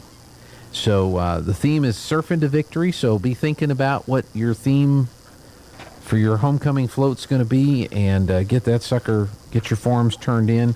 If you have any questions, if you want to get your forms or whatever, you can call Jennifer Humble or Amy Mathis, 575-746-9816. Has the food arrived? They were probably making it for you while you were there. Yeah. Oh, and it's fresh, Barking Guy. Are you ready for this? I can smell it from here. I like the little sticker. It says enjoy. Yep. A little smiley face on there. Oh, golly. We are so spoiled. Look at how wonderful this is. We have a croissant, sausage and American cheese right here. We have a ciabatta bacon jack. Ciabatta? Yeah, ciabatta. Ciabatta. I can never get that right. If it's CI, it is. That's CH. It's pronounced CH. Ciabatta. Yeah. Why do they make it CH then? Well, that's how Italian. Is it French or Italian? It's Italian. It's Italian. Like chow. CIA. What about chai? Yeah. Like a chai tea. Yeah, that's Kai. No, that isn't. No, I'm all messed up. Don't listen to me, folks. No, but how come we call that quay? How come it's not key, like they say in the old country? Actually, sometimes it is key. I know. Like in Toronto, where you catch the ferry to the islands. It's Queen's Quay. Yeah, spelled the same way. Yeah. Yeah. And that's the station that you take the streetcar to that station. That's right. But in Artesia, we call it quay. We call it quay instead of key. It's like what's wrong with people? All right, we have wheat, turkey, and Havarti. Havarti? I cannot say that right. Wheat, turkey, and Havarti. And then we have sourdough, ham, and cheddar. Now, I sent the picture to Jeffrey. He'll put the picture up when he gets it all edited and ready to go. But I'm telling you right now, you can go to a fast food place and get a breakfast sandwich, and that's fine. But if you really, really want a homemade, fresh ingredient, fresh-made breakfast sandwich, a shareable breakfast sandwich. One of these you can share with somebody. Get one of their homemade pastries and a cup of Let's Go Brandon blend coffee. I'm telling you, that's the best ever breakfast sandwich that you can get in town, and it's at Kith and Kin in downtown Artesia. Yep. Have you decided which one you'd like to have? Not yet. What are you thinking, though? What's calling you? What's calling the barking guy today? I haven't decided. One thing's for sure, we're going to grab some of that delicious Kith and Kin coffee, so this is really good. Also, they have their Lotus energy drinks. Jeffrey is on a mission to have every one of them, and I think he's down to 2 or 3 left that he has to enjoy, so it's pretty good stuff. Thank you, Kith and Kin. Thank you for bringing in this delicious food for today. All right. Is there anything else you need to add, Barking Guy? We got it all. All right. Oh, there's the picture. There's the picture right there. So it made up the screen. This is, I'm telling you, it's good to be at the radio station on Mondays at about 8:30. Yes, it is. All right. And for the rest of you, go to Kith and Kin. Get your own. All right. We're going to take a break for the news. Our Changing Lives Coalition update is coming up next. That's right. So stick around. Thanks, Barking Guy. You're welcome. Now for a Pecos Valley news update, I'm Jared Cirillo. The Roswell Police Department is investigating a shooting homicide that occurred just before 4 in the morning Friday in the 600 block of South Missouri Avenue. The victim identified as 36-year-old Robert Smiley of Roswell. Emergency responders found Smiley dead inside a travel trailer on a residential property. He had at least 1 gunshot wound. Roswell police currently working to identify the perpetrator. If you have any information, you are urged to call RPD at 575-624-6770. And also on the police beat in Roswell, a man from Texas has been charged in connection to at least 10 vehicle burglaries and 5 attempted vehicle burglaries in Roswell over 2 days in June. 39-year-old John Grachin of Midland was jailed on June 29th after his arrest in Roswell for a number of warrants. He has since been extradited to San Juan County, New Mexico. RPD said in most instances, Grachin entered vehicles that were left unlocked and stole credit cards, wallets, and even 1 handgun. You're up to date. I'm Jared Cirillo. It's time for the Eddy County Sports Report. Well, you might just go through the whole season for New Mexico high school football this year and not find a better ending than the one we had in the very first game. An Insta Classic, Artesia against Carlsbad Friday night in Artesia, and Artesia wins the game 30-27. The fireworks were at the very end. Eli Asay from Carlsbad breaks loose for a 73-yard touchdown run to put Carlsbad up 27-22. With 20 seconds left in the game, all that's left is the kickoff to Artesia. And Matthew Seiss from Artesia takes the kickoff back for a touchdown. Artesia wins by a score of 30-27 after tacking on the 2-point conversion. Artesia led 9-0. Carlsbad rebounded to take a 21-9 lead midway through the fourth. The Sports Report brought to you by DSI. Call DSI for all your office technology needs. I'm Eric Butler at KSVP Radio, AM 990. I'm Lou Dobbs. Wall Street summer rally stifled. Key economic data coming this week. Zoom loses its pandemic appeal. Those stories next. A recession may be ahead. Retirement accounts especially vulnerable. If you want to protect your future, call the precious metal dealers at American Hartford Gold. They're the highest rated firm in the field with an A+ rating and thousands of satisfied clients. They'll suggest ways to protect your savings and retirement accounts by diversifying your portfolio with physical gold and silver. All it takes to get started is a short phone call, and they'll have physical gold and silver delivered to your door or inside your IRA or 401k. Tell them Lou Dobbs sent you. They'll give you up to $1,500 of free silver on your first qualifying order. So call them now. Call 866-611-1277 or text Lou, L-O-U, to 998899.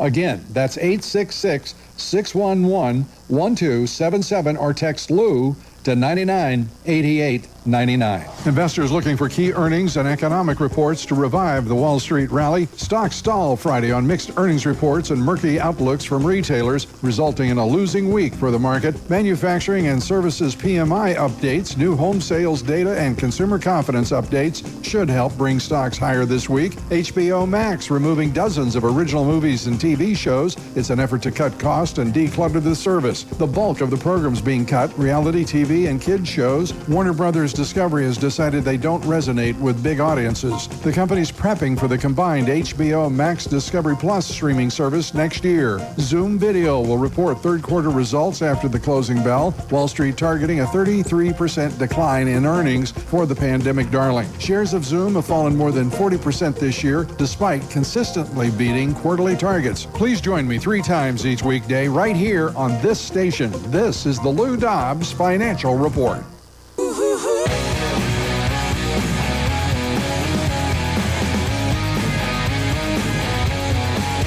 Well, we've had a lot of rain over the weekend. Are we going to get any more? Steve, tell us the forecast, if you would, please. Weather is brought to you by Bob Reed Pest Control. From General Pest Control, termite control, trees, shrubs, and yard treatment for both residential and commercial. Call the pest management professionals at Bob Reed Pest Control, 575-623-5344. I'm meteorologist Steve Hamilton with your Pecos Valley weather. Looks like we'll have daily chances of showers and thunderstorms over the next few days, with some of that moist monsoon air getting into eastern New Mexico. Mostly sunny today, but scattered afternoon showers and thunderstorms are possible, and we'll stay fairly cool with our highs between 80 and 85. A few showers overnight, mid-60s, and then a slight chance of an afternoon shower Tuesday. I'm meteorologist Steve Hamilton, and that's your latest forecast.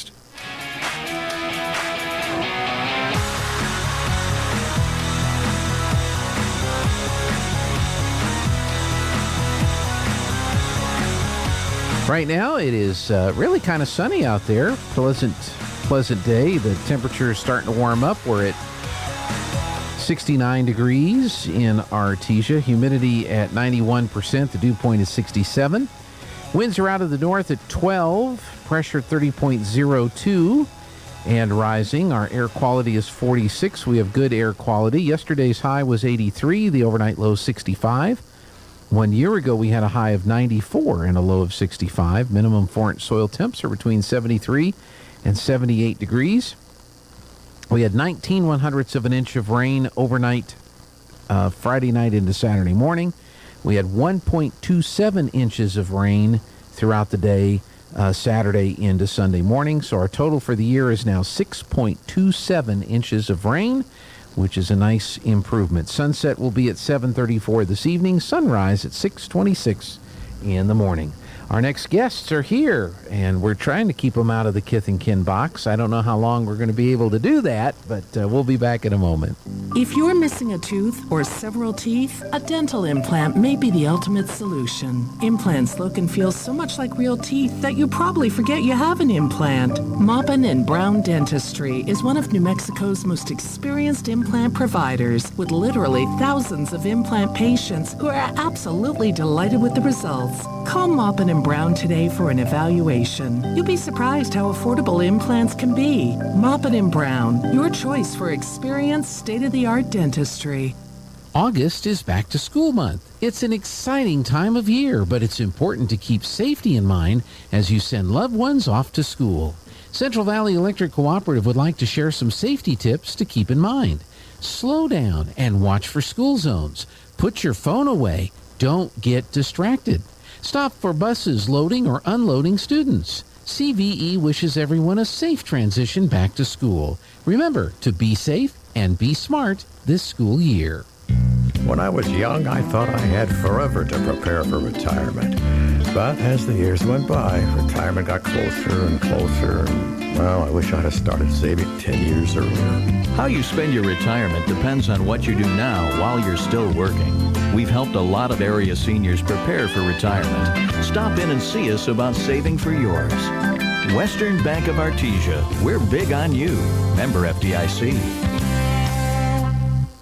You've changed thousands of diapers, cut off hundreds of crusts, played hours of peekaboo and duck, duck, goose. but you'd do anything for your kids. That's why it's so important to protect them with life insurance from State Farm. State Farm agent Sandy Stockton will help make it easy and affordable to help you protect your family, no matter what the future holds. Because for the people you'd do anything for, life insurance could mean everything. Call State Farm agent Sandy Stockton in Artesia today. Like a good neighbor, State Farm is there. Well, the biting bugs and the ferocious flyers are out in force. And if you don't take care of them now, you'll be swatting and scratching all summer. Makes me itchy just thinking about it. Hi, this is Jim Gill from Roswell Seed Company. Whether it's keeping the fleas and ticks off your animals or keeping the flies and mosquitoes away from your barbecue, you gotta use the right stuff. And you gotta do it at the right time. So come see us now at Roswell Seed Company and don't let the bugs tick you off. Get it? Tick. Incredible Printing is begging you, please don't vote for Michelle Lujan Grisham. We're already last in everything. Don't vote for Michelle Lujan Grisham, please. This announcement paid for by Incredible Printing. I'm Georgia Haynes, and I approve this message.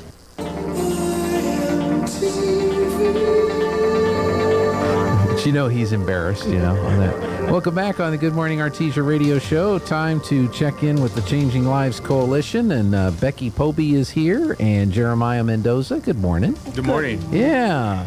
So we've been talking about the football game. Amazing. Yeah. You all getting a kick out of Joby's new catchphrase? What's that? Well, the runner is running down the sideline. He's, instead of saying, he's at the 30, he's at the 20, he says, take it to the house. Yes. About 3 or 4 times. That was great. I tell you what, it was great. So did you guys go to the game, or you went to the game, Jeremiah? Yes, sir, I sure did. I stayed the whole time. It was awesome. Greatest game I've probably seen. I'm going to have you grab that microphone, pull that a little closer to, if you don't mind. There you go. There we go. That's better. That we can move it. Yeah. And then same thing with you, Becky. If you'd kind of point it towards you. There we go. There we go. Microphone 101. So, there we go, yeah. But there was a great crowd, and awesome. It was just a huge, and the rain held off, because we kept thinking the rain was gonna happen before. It was supposed to start early, too. Yeah, around 8 So it o'clock held or off. so. And we were even advised that, look, if we have to clear the crowd because of lightning, will you be able to announce, when we're coming back? And well, of course, that's what we do. Yes. And happy to help. But, everybody's making sure everybody was ready to go for whatever scenario was going to happen. But it didn't. Yes, sir. It did happen. It got cool, and then it got, warm. It was weird. Yeah. Yeah, it got hot. It was like, here we go. Yeah, because the wind started to blow. We even pulled our sideline camera up because there was some raindrops that had fallen at some point. So we said, all right, come on upstairs with that expensive equipment. Yeah. And Don't leave that out in the rain. Yeah. So anyway, Changing Lives Coalition, you guys did your summer meal program. How did that go? Oh, it went well. What do you think, Rebecca? It went really good. It went good. July kind of got slowed down a little bit.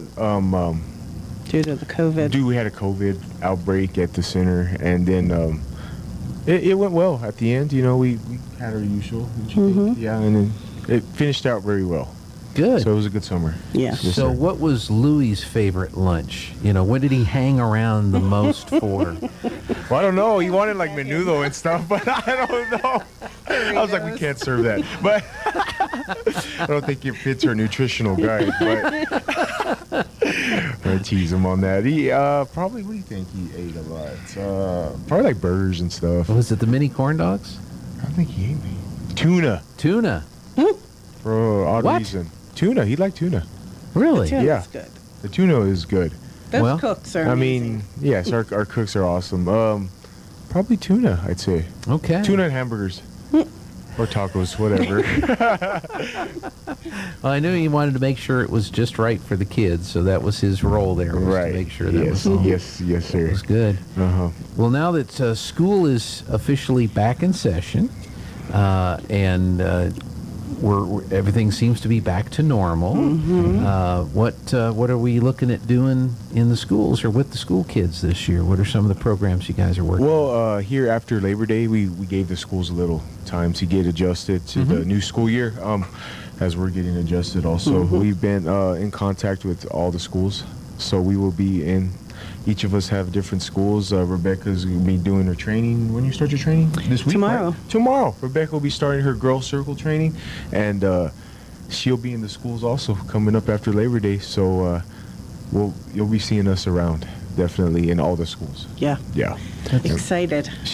Rebecca's especially excited. This is her first time in the schools. She got put in during summer meals. Imagine that. So she's all, what's going on here? You know, but definitely something that will be after, and then after Labor Day, we have our after school program. Okay. Which you can register.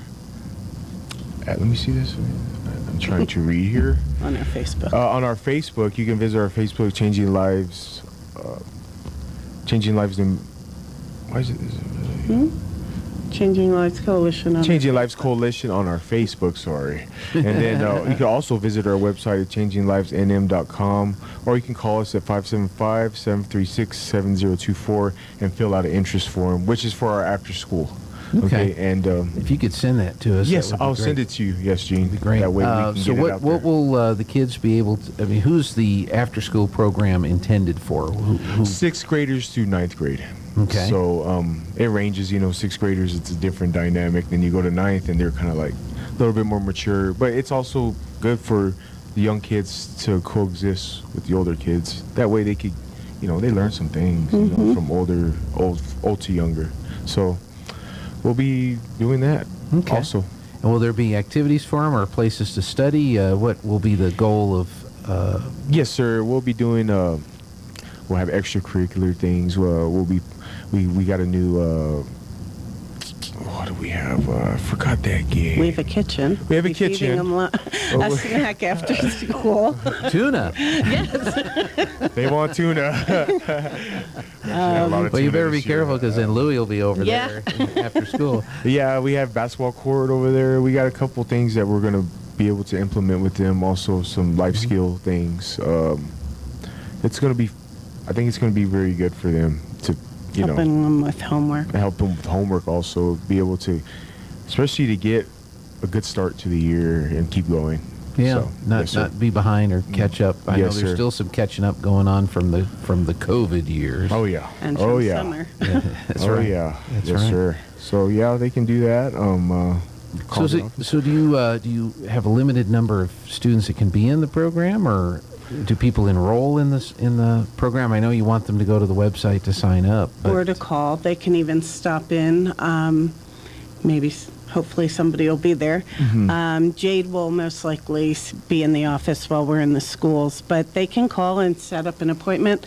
Even if they know somebody who might benefit from it, they can call in and get the information as well. So it's all hands in. If you know of somebody or a teacher knows of a kid, we're there. Back in the day, we used to call it latchkey kids. Latchkey kids. Yes. I But remember that. You remember that term? That shows you how old I am. I think I was a latchkey kid. But basically, these are kids that get out of school before the parents or the mom or whatever is able to get home from work. Right. Yes. Is that part of the benefit of the after school program that you have? Yes, sir. We also pick the kids up if they have no way of getting to the center. We'll pick them up. We have a van that will make the rounds if the bus doesn't drop them off. Yes. So pretty much what we do also is we go pick up the kids at Park, which is closer to where we are at, and then but Zia brings the kids in a bus. I think it's bus number 6, I believe. So it's pretty convenient, pretty good for us. So they've got a safe place they can go. They can study, get some tutoring, or just work off some energy. If they have things to talk about, in school, they can come to any of us. Well, I bet there's a lot of issues that kids are dealing with nowadays. Oh yeah. It's a different ball game these days, Yeah, absolutely. Great. Yes, now, is there a cost to the parents for the kids to be enrolled in this program? No, not at all. No, Okay. sir. Not No, at all. sir. It's free for the Artesia kids from 6th to 9th grade, right? Yes, ma'am. And then you have this at the Changing Life Coalition building or at the Artesia Rec Center? 702 for you. 702 for you. Yes, sir. Okay. The old Police. The old police station. yeah. Yes. We got our courtyard over there, which I call the basketball court, but it's the old Joe courtyard. You know, yeah. Well, that's probably not a bad place to be, because if younger kids really like fire trucks and firefighters, that's right next door. You know. Oh yeah, yep. I'm sure the firefighters don't mind a tour from time to time. Yes, sir. Yep. But no, there's plenty for the kids to do. We have a computer room. We have an arts and crafts room with plenty of arts and crafts to go with it. A little reading room. Crocheting. I'm thinking about starting a little crochet bee there and teaching the kids something. But yeah, there's so much to do. It's a huge building. Yeah. Yes. Yeah. Yes, sir. That's great. And then as far as when you go into the schools, what's the goal of the program when you're actually in the schools? Is intervention? Yes, sir. Intervention, counseling. Counseling. Oh, it all ties in. Mainly just getting through with them, giving them a safe place. Also giving them a place to vent, you could say. But also, if they need help with anything, each group is totally different. I believe. Changing from the dynamic. Yes, the dynamic. Yes. Each age group, you mean? Yes. Is that what you're talking about? Each meeting that we have, because it's different kids here and there, and they pretty much decide how it's going to go. We're there to help keep it in line and guide them and add those tools into their life toolbox. But they kind of do their thing. You know, it's their age. You know, it's a great program. So you're Becky. You're getting ready to go to training. Yes, tomorrow. Tomorrow in New Mexico, or do you get to travel? Zoom. No. Oh, Zoom. I don't travel at all now. Those Not with trainings, Zoom. They have there are people from all over. Is that right? Connecticut, Maryland, Really? Florida, all of it. Yeah. So it's doing the same things we do for the most part. Okay. Yes, sir. And so the training is to help different areas, like Well, they have a whole program that we follow. So I guess it's going to be, we're going to hit on each of them and follow the course book. Okay. So it's a couple days. It'll be good. Yeah. Couple days of training, you're gonna be stuck in there staring at a computer screen. Yeah, all day. All day. So, Yes. so do you? This is off the kind of an oddball subject. When you're doing a Zoom call, do you make sure your background has specific always. things? Yes. Yes. You've got to, you know. So what do people see in the background of yours? I'm going to be at my office, so they're going to see the window. The window. That's all. I had a water one. Did you? Yeah. Well, it looks like I'm in the water. Like I'm swimming, but I'm not. You know. Yeah. Well, I think one of the last ones I did with a group of people, I've got a little metal alien back there. Oh. Since I'm in the Roswell area, you know. Yeah. To the rest You've of the got group it. that I was on, Right. so I had the guy looking over my shoulder the Very whole cool. time on mine. So I didn't know. I might have to come by and borrow that. Okay, I just didn't know, depending, because it depends on the group too. Right. Right. You know, some meetings, well, don't be silly like that. We're serious here. You know, no sense of humor, and so Yeah. I didn't know if people had a There's little bit. always room for a sense of humor. That's what I say. Goodness. If you can't laugh, you're having trouble there. You can't handle a lot of stuff Yes, that's sir. going on. Yeah.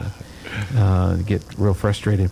Well, good. How are you guys doing with volunteer help? Do you need any volunteers? Do you need any help? Or are you guys pretty set there? I think we're pretty set for right now. For right now, our volunteer.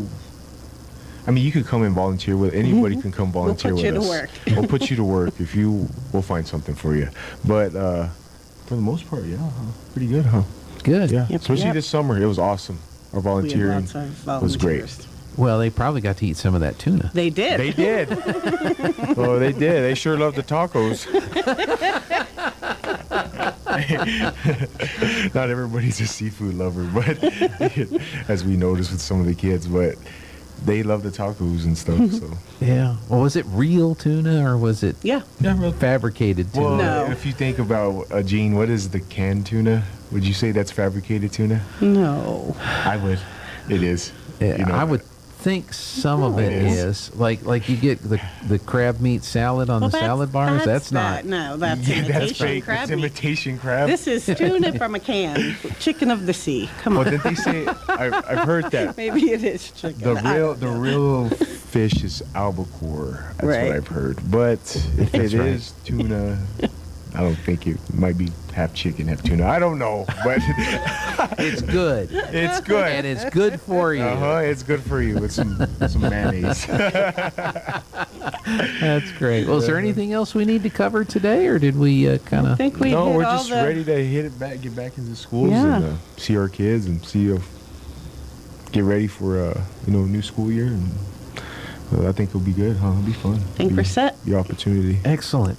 Jeremiah Mendoza, thank you so much for Thank you, coming in. Gene. Becky Popey, thank you, you. Good luck with that Zoom training. Oh, I'm excited. Don't forget, if you have to step away or whatever, mute. Oh, yes. Oh, yes. You just leave the mute on the whole time. That's right. Don't even raise your hand. Exactly. Listen and take notes. All right. Thanks a lot, guys. Thanks, Gene. Hey, we're going to take a break for news. This is KSVP Artesia, K229AS Artesia. It's 9 o'clock. News this hour from townhall.com. I'm Rich Thomason. Drivers found themselves stranded as torrential rains quickly turned roads into rivers overnight in Dallas-Fort Worth. Downtown Dallas was really swamped. The Dallas-Fort Worth area was pretty much ground zero for the heaviest rain overnight. We had rainfall totals 7 inches or more across much of the area. That's Daniel Huckabee at the National Weather Service. There were many high water rescues. All of that rain making a real mess of the morning commute. Forecasters warn of the potential for serious flooding over the next few days from Texas across the southeast and up into the Carolinas. Indiana's Republican governor, the latest American politician to pay a visit to Taiwan. Eric Holcomb says it's all about strengthening an already strong relationship. Because we share so many common values and interests and goals, there are more opportunities ahead of us than I think there ever have been before for us to continue to strengthen and cultivate and nurture this relationship as our economies grow and grow together. Holcomb's visit is bound to further anger communist China.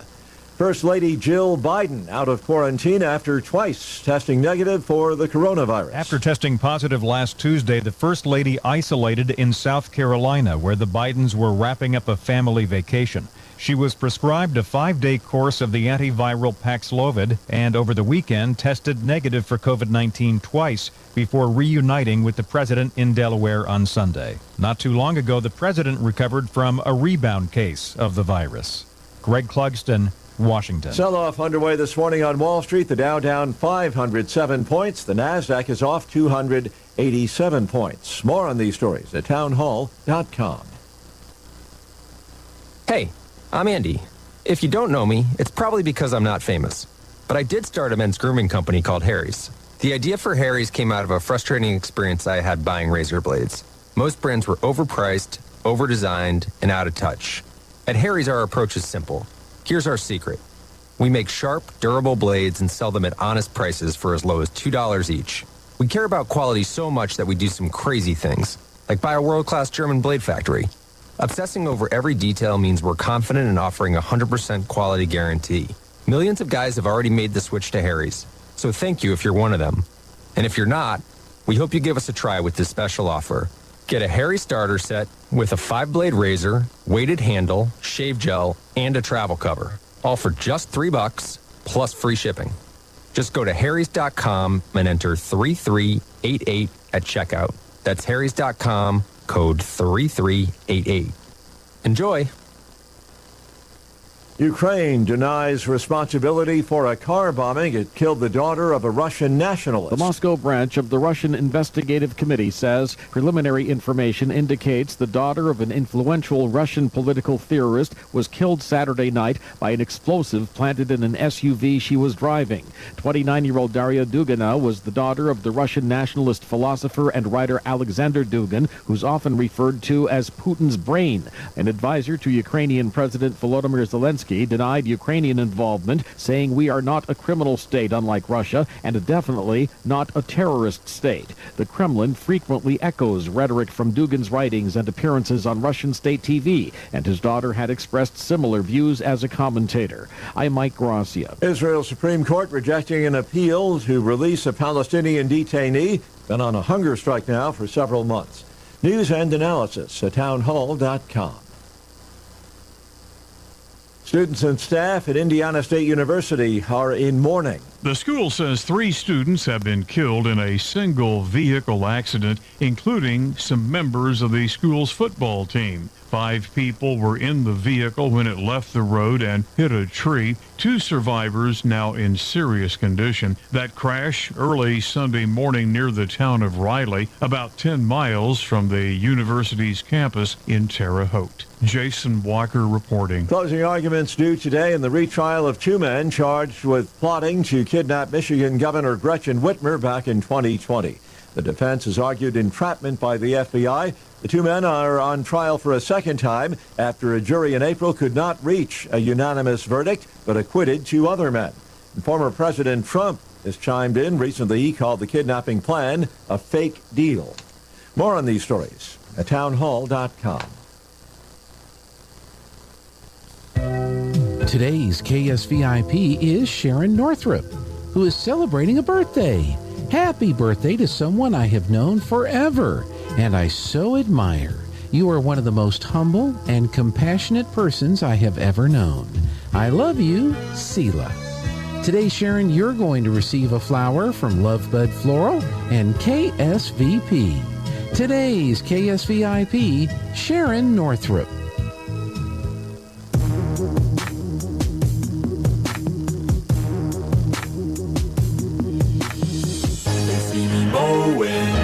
My front lawn. I know they're all thinking I'm so white and nerdy. Think I'm just too white and nerdy. Think I'm just too white and nerdy. Can't you see I'm white and nerdy? Look at me, I'm white and nerdy. I wanna roll with the gangsters, but so far they all think I'm too white and nerdy. Think I'm just too white and nerdy. Think I'm just too white and nerdy. I'm just too white and nerdy. Really, really white and first in my class there at MIT. Got skills, I'm a champion of D&D. MC Escher, that's my favorite MC. Welcome back on the Good Morning Artesia radio show. We are enjoying our kith and kin breakfast sandwiches this morning. Our guests so far have been enjoying them. And I've been enjoying the coffee. I love the fresh roasted coffee. And I want to say thanks to Jerry from Eddy County because she brought us some coffee mugs. And so I've got my Eddy County coffee mug that I'm going to be using for a little while instead of my other donkey burro deal. A couple of notes. We got a note from Carol at the Senior Center. No line dancing this week at the Senior Center. They normally have line dancing on Tuesdays and Thursdays. No line dancing this week.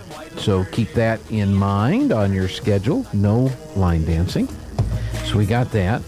Soccer team, the girls' soccer team did get a win in the final game of the Alien City Invitational this weekend. They were in that tournament with Oñate, Clovis, Roswell, Lovington, Las Cruces, Goddard, and Alamogordo. Friday, Las Cruces shut out Artesia 10-0. Saturday in the first game, Alamogordo 7, Artesia 1. That put Artesia in the 7th place game against Lovington. And the girls won that game 4-2. Las Cruces was the tournament champion. They beat Oñate 3-0. Roswell shut out Goddard to take 3rd place 2-0. And Clovis left town with the consolation championship. They beat Alamogordo 4-1. So those are your soccer results from over the weekend. Of course, the football. A lot of folks talking about the football game, and it was back and forth. I mean, the game was 21-9, late 4th quarter, Carlsbad, and the final score is 30-27, Artesia. Carlsbad had gone up 27-22. They got the ball late. They drove it down the field. They got the score. They go up 27-22. There's 20 seconds left on the clock. There's just enough time for the kickoff, and the kickoff return. And Jeffrey, if you've got that racked up, let's go ahead and play that play for you one more time. Things to learn for both teams. Yep. You know, here in the first game of the season, a lot of good stuff, and then several things they're going to work on. But we're still not over with yet. Is that Naylor or is that somebody else kicking off? Now it's number 28. So Naylor went. He went out a while ago with the Hunter Cadell is kicking. So a different kicker here. That might mean something different. They're going to kick it deep, and we come up and catch it. Come up and get it, boys. And they're going to run the starburst. No, they're not. Oh, get down the sideline. There he goes. Get down the sideline. Go. Take it to the house. Take it to the house. Oh, my God. Touchdown. That's no nice. flags down. Number 10, Matt Sice. He got that. He thought about going to Estrada, but Estrada just went up to block. So he took it down the right sideline, had blocking down there. There's a flag down. Oh, my gosh. There's a flag down.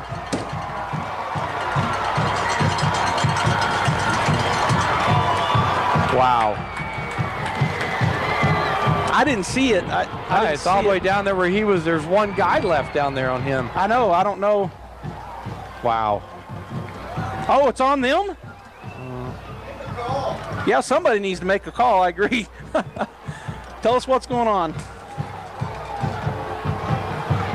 Who's he talking to? I don't know. I can't figure out what's going on. Yeah. Touchdown, Touchdown, Artesia! Woo! That's incredible. Who needed starburst? Just needs That was the so that was the play that ended the game. I mean, the Carlsbad had to receive the kickoff and run the last few seconds off the clock, but Bulldogs would set up for two. They would get the 2-point conversion, which put them up by 3 points, and that would be the final score, 30-27. The Bulldogs win their first game of the season. Carlsbad goes to 0-1 under their new head coach at Carlsbad.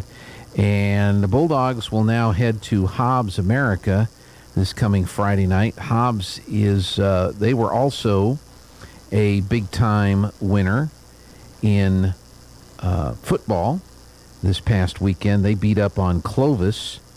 Artesia winning 30-27, and it was Hobbs beating Clovis 46-7. Roswell High won their game over Lovington on Friday night, and we had some pretty exciting highlights from that ball game. The final score of that game was 69-29. So a bunch of touchdowns scored by the Roswell Coyotes in that game. That was at the Bull Bowl in Roswell. And then down in Santa Teresa, Goddard won their season opener. They beat Santa Teresa 19-3. And the other team that is in our district, because you had Artesia, Goddard, Roswell. The other team that's in our district is Mayfield out of Las Cruces, and they had a big win as well. And I thought I saw that score. Was that a Thursday score or was that a Friday score? Did they make them play? Let's see, Centennial, Cleveland. That was in Cleveland, so that must have been Friday night. Where is it? Where did it go?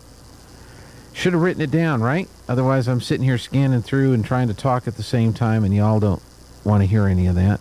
NMMI won their game over Mescalero Apache 43-12. Hagerman won over Capitan 20-6. And let's see, that wasn't a Thursday game, was it?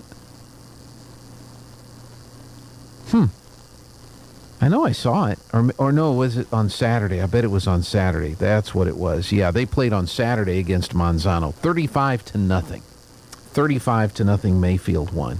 So all four teams from our district were winners on Friday night, and coming up this week. Let's see, Gateway Christian is playing on Thursday. Loving is taking on another JV team on Thursday. Dexter is at West Las Vegas to take on the Dons. Capitan's taking on a JV team on Thursday night. Ruidoso is at Portales on Thursday night in teams that are from our area. And then let's see, Lovington is hosting Seminole. Eunice will be hosting Estancia. Alamogordo hosting Los Lunas. Artesia will be at Hobbs. Roswell will be at Santa Fe. Mescalero Apache at Hagerman. Oñate will be at Deming. I'm sorry, I'm just going to keep calling them that till somebody pays me money. Mayfield is going to be down at Santa Teresa on Friday night. Carlsbad is at Goddard. And we mentioned that Roswell is at Santa Fe. So Roswell at Santa Fe, Artesia at Hobbs, Goddard hosting Carlsbad, and Mayfield will be on the road in Santa Teresa on Friday night. So all of our district teams will be playing on Friday night. It'll be interesting to see. A lot of folks are looking at our district with Mayfield, Goddard, Roswell, and Artesia, and saying that is the district to beat in high school football this year. And I would not agree. I would not disagree. I would not have an argument with you. If you were to come to me and say, Gene, let's face it, District 4 5A football is the toughest district in all of New Mexico football, especially in their class, you would get no argument from me. I would not disagree with you at all. There would be no other district that I would mention that would be for consideration to be better than that. So, hey, what kind of weather are we going to have? We had a lot of rain over the weekend. Steve, what do you know? I'm meteorologist Steve Hamilton with your Pecos Valley weather. It looks like we'll have daily chances of showers and thunderstorms over the next few days, with some of that moist monsoon air getting into eastern New Mexico. Mostly sunny today, but scattered afternoon showers and thunderstorms are possible, and we'll stay fairly cool with our highs between 80 and 85. A few showers overnight, mid-60s, and then a slight chance of an afternoon shower Tuesday. I'm meteorologist Steve Hamilton, and that's your latest forecast.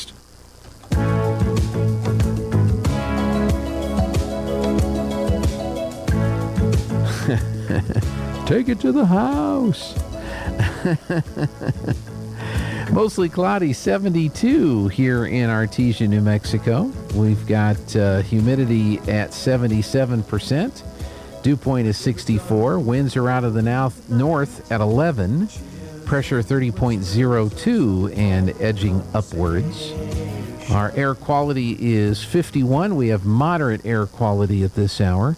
Yesterday, very pleasant high of 83. The overnight low 65. 1 year ago, 94 and 65. So clearly, we've been battling climate change because we're a full 11 degrees lower than we were yesterday for our high temperature. We're winning the war on climate change. Way to go, people. We've done it. Minimum 4-inch soil temps between 73 and 78 degrees. Our rainfall totals, Saturday morning at 7 a.m. In the previous 24 hours, we'd had 19/100ths of an inch. Thankfully, it held off until long after the football game. And then Saturday 7 a.m. through Sunday 7 a.m., we'd received another 1.27 inches of rain. And our total for the year is now 6.27 inches of rain. Our sunset will be at 7:34 this evening. Our sunrise at 6:26 in the morning. Around the region, partly cloudy, 71 in Carlsbad and Roswell, cloudy and 68 over in Hobbs, America. Around New Mexico, mostly sunny, 68 in Albuquerque, mostly cloudy, 61 in Santa Fe. Mostly sunny, 54 in Cloudcroft, partly cloudy, 58 in Ruidoso. Sunny and 74 in Las Cruces, mostly sunny and 70 in Farmington, cloudy 57 at Red River, 65 in Clovis, and cloudy skies 68 in Lubbock, Texas. And again here in Artesia, we've got mostly cloudy skies, 71 degrees on the out of doors. So it looks like it's going to be a very pleasant day today. And so let's see. GOP House Majority margin shrinks, dims, Korski victory. Where's this? Oh, that's a forecast. I don't care about forecasts. That's we don't know what we know until we know what we know.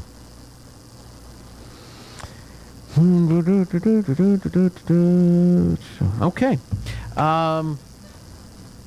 What else is happening around town? Clipboard here. There's a few things coming up here in the next couple of weeks that you may have interest in. Our Lady of Grace Fall Fiesta is coming up September 17. and 18 at Guadalupe Park.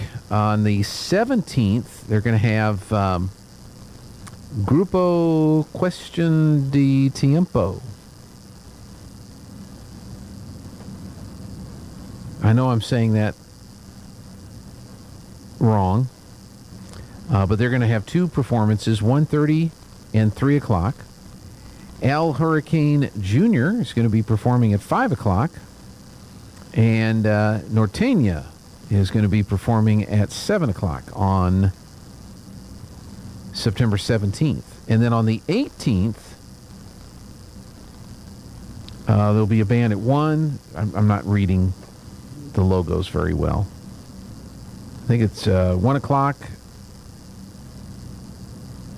Resonancia, maybe? How am I doing? Pretty bad? Should I stop?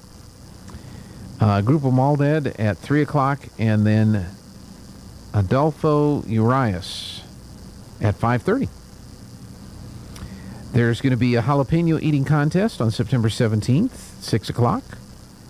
There's going to be a pie eating contest on September 18th at 2 o'clock. And this is all presented by the Artesia Arts Council. All the entertainment coming up at the Our Lady of Grace Fall Fiesta, and they'll have food booths and all kinds of fun stuff going on that weekend. The National Public Lands Day week-long cleanup competition, September 17th through the 24th. Surfin' to Victory, the Artesia High School Homecoming Parade is Friday, September 9 at 4 p.m. You can get your parade entry forms at the Artesia High School front office. And those forms need to be turned in by noon on Thursday, 9/1. And the theme for this year's homecoming parade is Surfin' to Victory. Surfin' to Victory. Mom's Life Artesia meets at Faith Baptist Church on Tuesdays. What to expect? Coffee, speakers, small groups, and crafts. And they will meet on, let's see, it's not every Tuesday. So they'll have their first meeting on, well, they have their, on August 23rd, which is tomorrow. Okay, so they'll have their first meeting tomorrow morning at 8:30 child care check-in, 8:45 to 10:45 is the meeting. Child care is for infants through age 4, nursery care, age 5 through 10, gym play and short lesson, 11 plus space to work on homeschool material. So if you've got homeschooler kids, there'll be child care provided. So the first meeting is tomorrow, August 23rd, 8:30 child care check-in, 8:45 for the meeting. I got a note from the Vitalant folks, and I'm really sorry. I wish they would call it United Blood Services, so that maybe part of it. Anyway, blood emergency, Vitalant supply falls by nearly 50%. Continued strong patient needs for blood have depleted Vitalant supply by nearly 50% since the start of the summer, creating an emergency shortage in the South Division region consisting of New Mexico, Louisiana, Mississippi, Texas, and Tennessee. As the Labor Day holiday weekend approaches, when fewer donors are typically available, the nonprofit blood services provider to 47 hospitals throughout New Mexico and the Four Corners region and about 900 hospitals nationwide. The emergency shortage is acute for type O, which is the most frequently transfused blood type. In recent days, O-positive blood has frequently fallen to just 1 day's supply. Appointments for all blood types are needed to achieve a sufficient 4-day supply of all blood types. Now, what's important to note is the Food and Drug Administration, those guys, recently changed eligibility requirements. Previously, donors were unable to donate if they had traveled to France, Ireland, or the United Kingdom due to a concern of mad cow disease. Now, these donors are eligible to donate with Vitalant, assuming they meet all other eligibility criteria. So if you'd not been giving blood because you'd been to France, Ireland, or the United Kingdom because of concerns over contracting the mad cow disease, they've lifted those restrictions. So if you meet all the other requirements, you're good to give blood. To check eligibility criteria, make an appointment, and help save lives, you can visit bytalent.org. Locally, you can call Stephanie in Roswell. She's the Southeast New Mexico coordinator, 575-840-8178. So there is a tremendous need for blood. They like to have a 4-day supply on hand. They have fallen below that, 50% of that. So the blood drives this week, and there are 5. There are 5 blood drives this week. 5 opportunities for you to donate blood. Tomorrow, 11:30 until 3 at the Vitalent office in Roswell. Thursday, the Blood Mobile will be at the ENMU Roswell campus, 9 a.m. to 1 p.m. Friday, they're going to be here in Artesia in the meeting room at Hotel Artesia from 2 to 5:30. And then on Saturday, at First United Methodist Church Fellowship Hall in Roswell, and at the Vitalent offices in Roswell. The First United Methodist Church Fellowship Hall, Roswell, Saturday 10 to 2, and the Vitalent office, Saturday 11 to 2:30. So if you would, please call or text Stephanie, 575-840-8178, and say, hey, I want to be a blood donor. How can I participate? Branch Community College Board at Eastern in Roswell will hold a work session on Wednesday, 2 to 5, in the Campus Union Building Fireplace Room. 575-624-7345 if you have questions about that. The Clay's Crusher Fun Shoot is this weekend, Saturday, August 27th. If you haven't signed up yet, get a hold of the ladies over at the Chamber, 575-746-2744, and get signed up for the 14th Annual Clay's Crusher Fun Shoot this weekend. Also this weekend is the Daniel Zamaron Memorial Golf Tournament on Saturday the 27th at the Country Club. It's a 3-man scramble, $450 for a team. Sponsors are $1,000, and you get 2 teams get to play. Call the Pro Shop, 575-746-6732. Of course, this was in honor of great Bulldog fan and supporter Daniel Zamaron. The Firefighter Challenges this weekend in downtown Carlsbad. Friday, individual challenges, 4 to 6, and a free concert with the Jack Nelson Band at 7. Saturday, the charity challenges at 9, the team challenges at 11, and the award ceremony at 3:30. And then Grupo Maldad, there they are again. They're going to be down in Carlsbad 6 to 8 Saturday night. And then Jet Black, that's his name, Jet Black, will be in concert Saturday night at 8 o'clock in Carlsbad. Okay, so I think... Oh, one other thing I want to mention. New Mexico Department of Agriculture is holding a public hearing in Artesia on Monday. This is kind of an important meeting. This is the New Mexico Department of Agriculture. It's input. They're looking for input on the pecan weevil exterior quarantine. They want to repeal and replace that 21.17.28 New Mexico Administrative Code pecan weevil exterior quarantine. And then they want to amend 21.17.36 pecan weevil interior quarantine. So they're going to have a hearing meeting. And the one for this part of the state is Monday, and it will be in the Lowell Irby boardroom at the Artesia Public Schools Administration Building on Monday at 4 o'clock. So if you're into the pecan industry or pecan gathering or anything pecans, and you've got any kind of interest in this, you can go to the New Mexico Department of Agriculture website, but the meeting is Monday at 4 o'clock at the Public Schools Administration Building, Lowell Irby boardroom. Okay, that's a look at some of the stuff coming up soon that you may have an interest in. Let's take the break, open up the Zoom room, and see if Aaron is recovered from the weekend. That's coming up next. When I was young, I thought I had forever to prepare for retirement. But as the years went by, retirement got closer and closer. And, well, I wish I'd have started saving 10 years earlier. How you spend your retirement depends on what you do now while you're still working. We've helped a lot of area seniors prepare for retirement. Stop in and see us about saving for yours. Western Bank of Artesia. We're big on you. Member FDIC. Jennifer from Trustmark Roofing here, and I can tell you it's not always easy being a female in a male-dominated business like roofing. I remember one time I was at a meeting to bid on the roof for a local college, and it was me and 13 men. Well, I won that bid, and I'd like to win your business too. My dad was a contractor, and I've been around building and roofing my whole life. I'm licensed and bonded, and I've forgotten more about roofing than most roofers ever knew in the first place. But what really sets Trustmark apart is an obsessive attention to detail that ensures that everything goes smoothly the first time. I promise we will treat you right with respect and we will make you happy.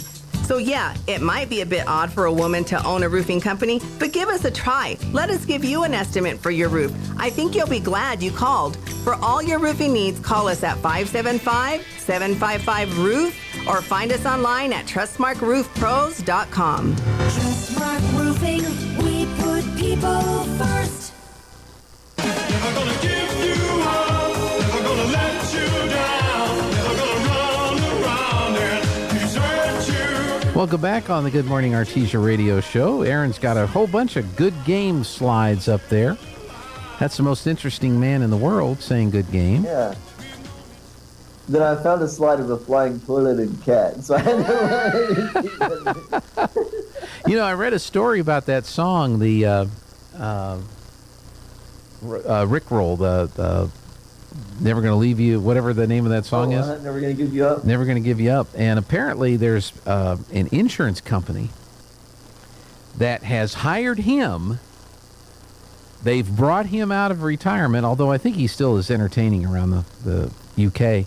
They brought him out and hired him. They cleaned him up. They dressed him up very similar to how he was dressed up in the original video. And they have reshot the video now.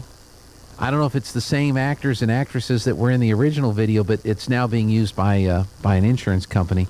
Do we want Putin talking about it being a good game? I don't know. I thought it was funny. Then you've got the hockey players shaking hands. Yeah. That was right before the fight. Right.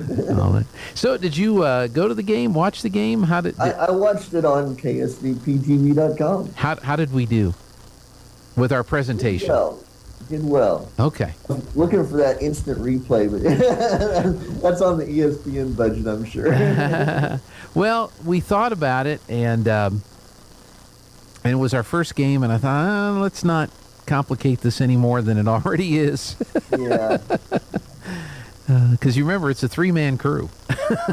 Yeah, you don't have the largest staff in the world to handle all that. So. That's right. But yeah, it was great. You know, we could see what was going on, and everything. It stayed there, like it continued. It didn't lose signal or anything, so that was good. And yeah.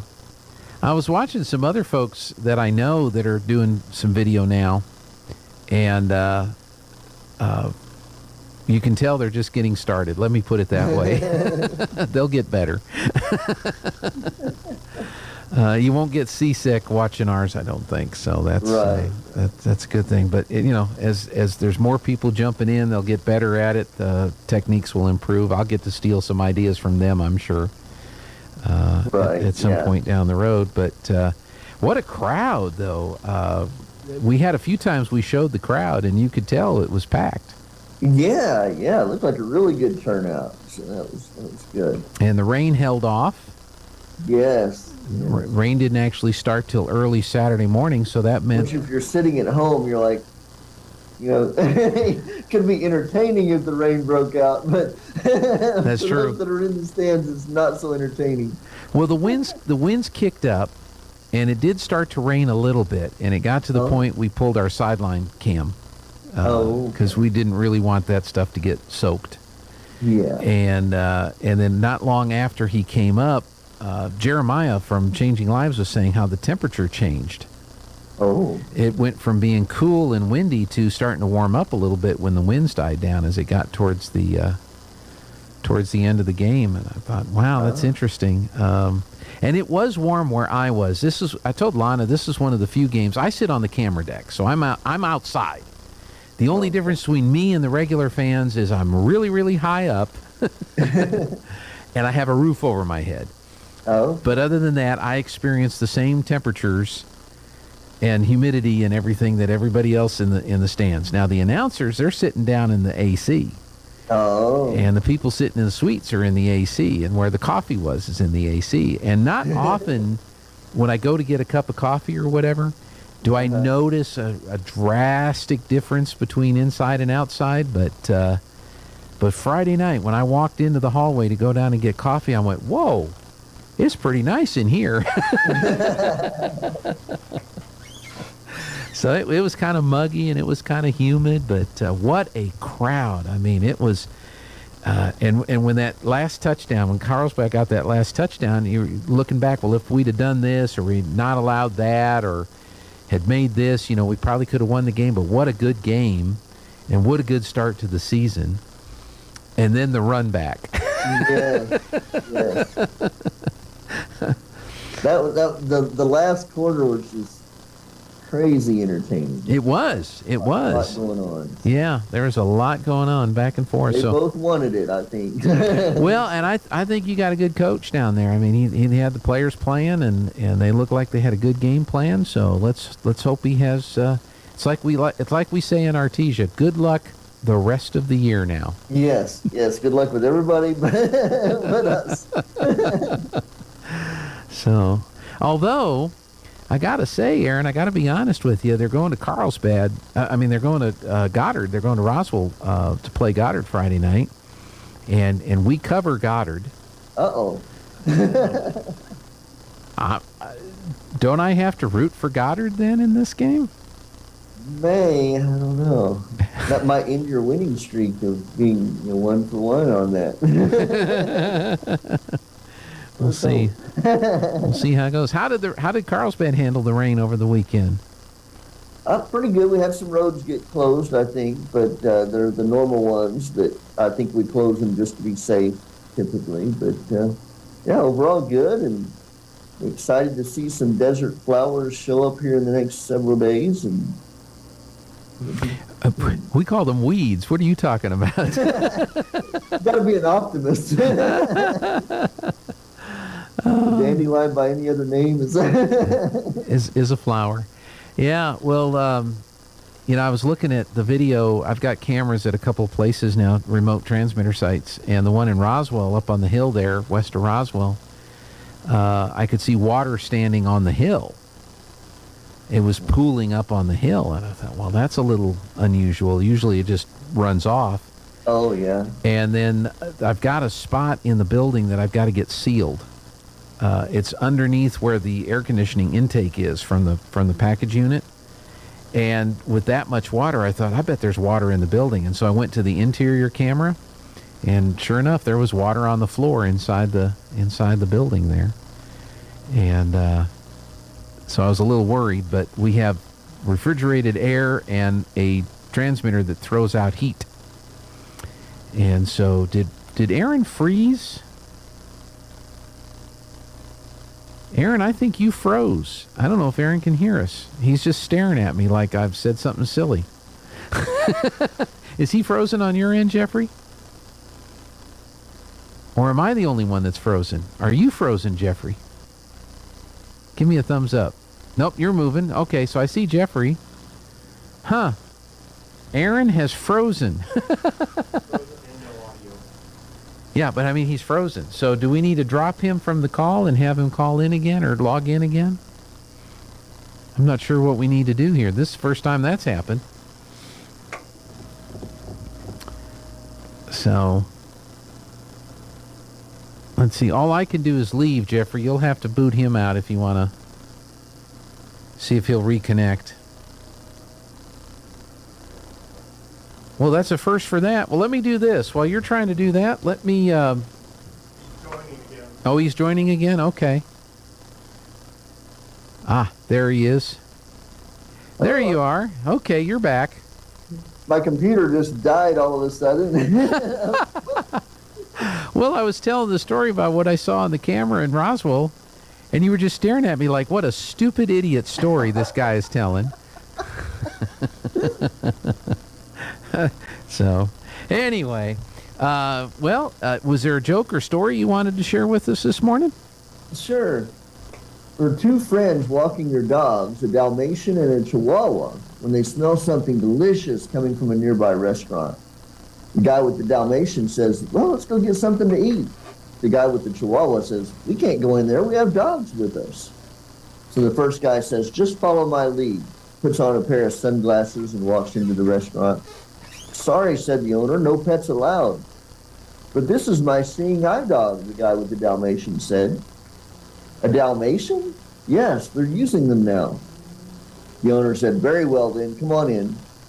So the guy with the Chihuahua repeats the process and gets the same response from the owner. Sorry, pal, no pets allowed. But this is my seeing eye dog, said the second guy. A Chihuahua? Asked the incredulous owner. A Chihuahua, says the man in the glasses. They gave me a Chihuahua? I wanted a Dalmatian. He was playing the part, wasn't he? Yeah. Yeah. Well, I hope they got their drinks or whatever it was they went into the bar for. So yeah, that's pretty good. Let's see. Hey, I'm hearing that Anthony Fauci has just announced he's stepping down and retiring in December of this year.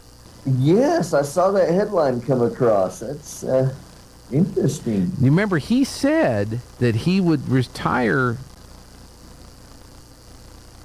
when Biden retired. Oh, does that mean Biden's going to retire in December? I'm very curious about this. I'm very curious about this. We'll have to. What if Biden gets monkeypox and then they can blame it on Fauci? Very interesting. Well, I noticed the CDC has said they're going to make some changes. Fauci's retiring from the National Institutes of Health. One analysis of what the CDC director said was, yeah, they're making changes because they failed to convince us to lock down. They lost their messaging ability to have the majority of the people just in lockstep believe what they say and do what they tell us to do. Yeah, I think they lost when they quit using science. There you go.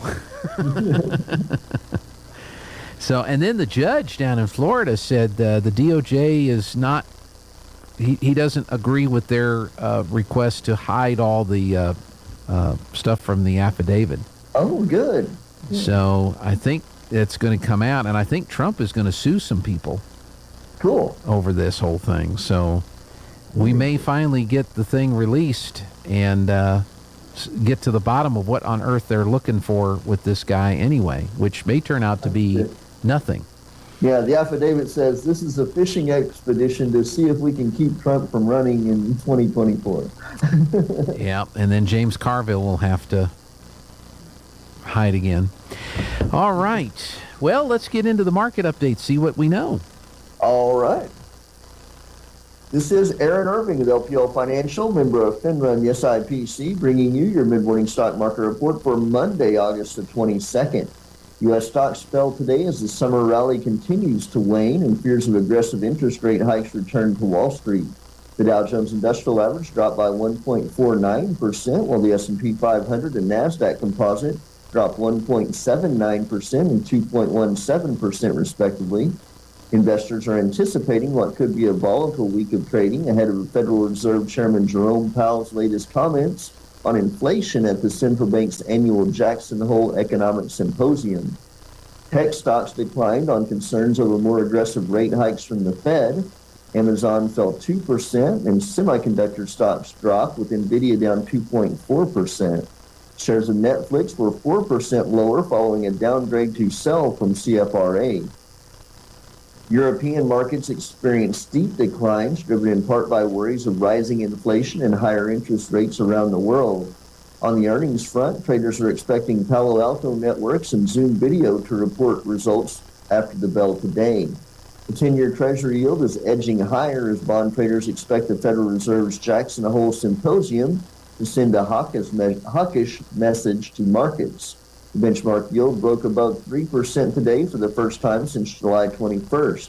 It was at 3.01% in late morning trading.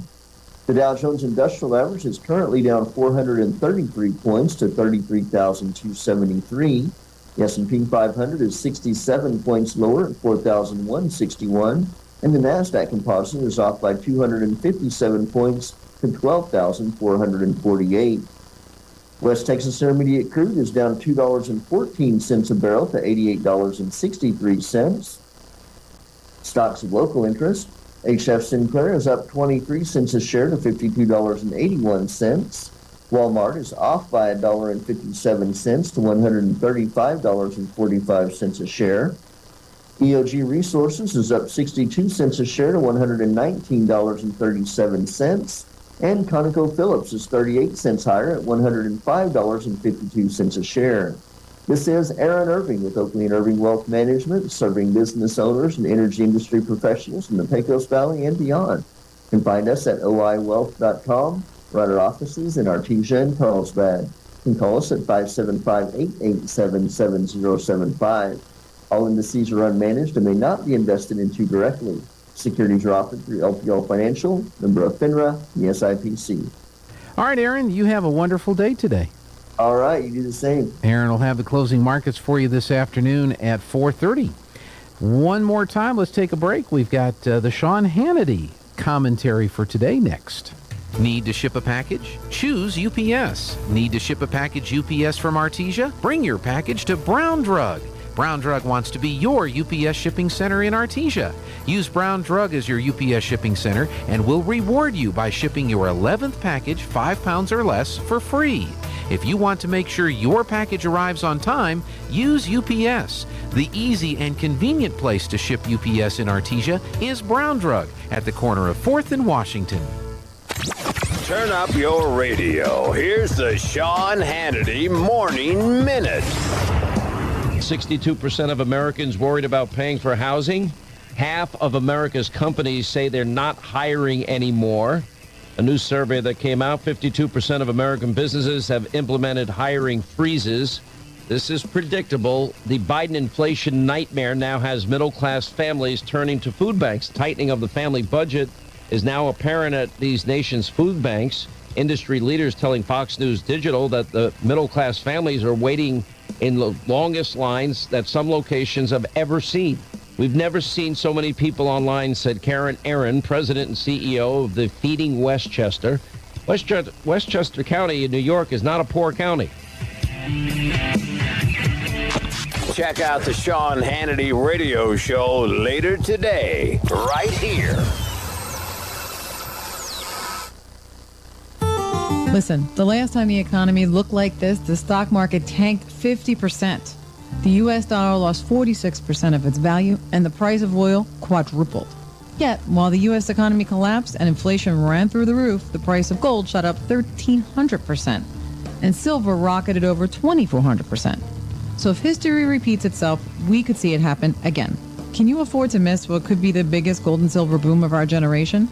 That's why I want you to call Goldco at 855-815-GOLD, because when you do, you'll not only get the chance to protect your retirement savings with gold and silver, but as a Sean Hannity listener, you could get $10,000 or more in free silver just for doing it. This is a rare opportunity, and that's why I want you to call, again, Goldco at 855-815-GOLD. That's Goldco, 855-815-GOLD. Don't miss out. Check them out today.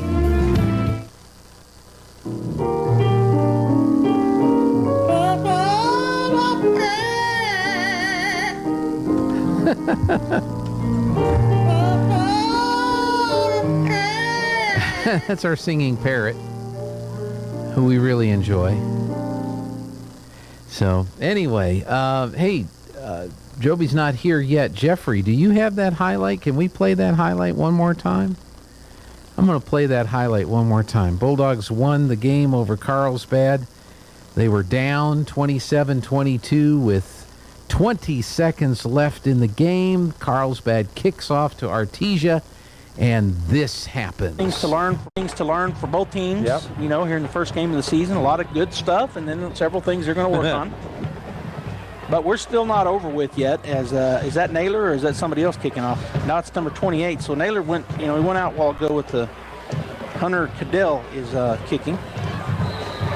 So a different kicker here. That might mean something different. They're going to kick it deep. If we come up and catch it, come up and get it, boys. And they're going to run the starburst. No, they're not. Oh, get down the sideline. There he goes. Get down the sideline. Go. Take it to the house. Take it to the house. Oh, my God. Touchdown. That's no Sice. flags down. Number 10, Matt Sice. He got that. He thought about going to Estrada, but Estrada just went up to block. So he took it down the right sideline, had blocking down there. There's a flag down. Oh, my gosh. There's a flag down.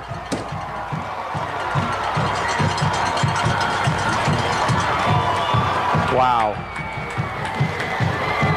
I didn't see it. I didn't it's all see the way it. down there where he was. There's one guy left down there on him. I know. I don't know. Wow. Oh, it's on them? Yeah, somebody needs to make a call. I agree. Tell us what's going on. Who's he talking to? I don't know. I can't figure out what's going on. Yeah. Touchdown, Touchdown, Artesia! Woo! That's incredible. Who needed starburst? Just needs line. So Bulldogs pull out the victory. They go for two, get the two. They hold off Carlsbad from getting into the end zone. And so the final score, 30-27. Bulldogs are now 1-0 on the season. Carlsbad 0-1 under their new head coach. And great game. Carlsbad will head to Roswell Friday night to take on the Goddard Rockets. And Bulldogs will head over to Hobbs to take on the Eagles. And they, of course, were big winners over Clovis in their opening game on Friday night. Roswell High from our district, they won big over Lovington, team that we'll face later in the year. And the other team from our district, Mayfield, they played on Saturday and they shut out Manzano out of Albuquerque. So all four of our teams from our district were winners on Friday night. So where did that come from, Joby? That take it to the house? That you don't know where you got that? I've probably heard it somewhere. I didn't coin it. Heard it on ESPN or somewhere. Yeah. So what a game! Yeah, it was a good game. It was like we said. There's a lot of things that both teams will be working on. But that was the first game of the season. That's understandable. The Bulldogs had a lot of penalties. Mm-hmm. I can't remember if we had them doubled or tripled up. We have more penalties than they did by a bunch. But yeah, so that's something I know that Coach Maupin and his staff will be really focused on is penalties, and then just your normal stuff, missed assignments and timing and things like that. But then on the other side of it, they played pretty good. I mean, they got the win, first time in 4 years. Carlsbad's had our number for the last 4 years, and so it's always fun to watch the Bulldogs play, and it's even better when they win. That's right. Big crowd there. So. Huge crowd. I don't. My guess is it isn't the biggest ever, but a few years ago against Carlsbad, I think was the biggest ever. They estimated over 10,000. There might have been 10,000 people there Friday night. I don't know. It was full. That was probably Coach Henderson's, Rex Henderson's first year. May have been. And they played that game, first game of the season. Yep. And that's when I got in trouble for sharing the drone picture. Oh yeah, yeah. That and I remember that very specifically. And it was full like that Friday night. Now I don't know if it was full around if it was as full around the beams as around the berms as it was, but. Now where's this from? Someone from the city. Said Saturday night. Said 6,000. 6,000 home and 2,000. With the berms done, it kind of. Well, there wouldn't have been people sitting on the berms before. No. Sitting, but there weren't as much. They said that they hit capacity. So is this total of 8,000? Yeah.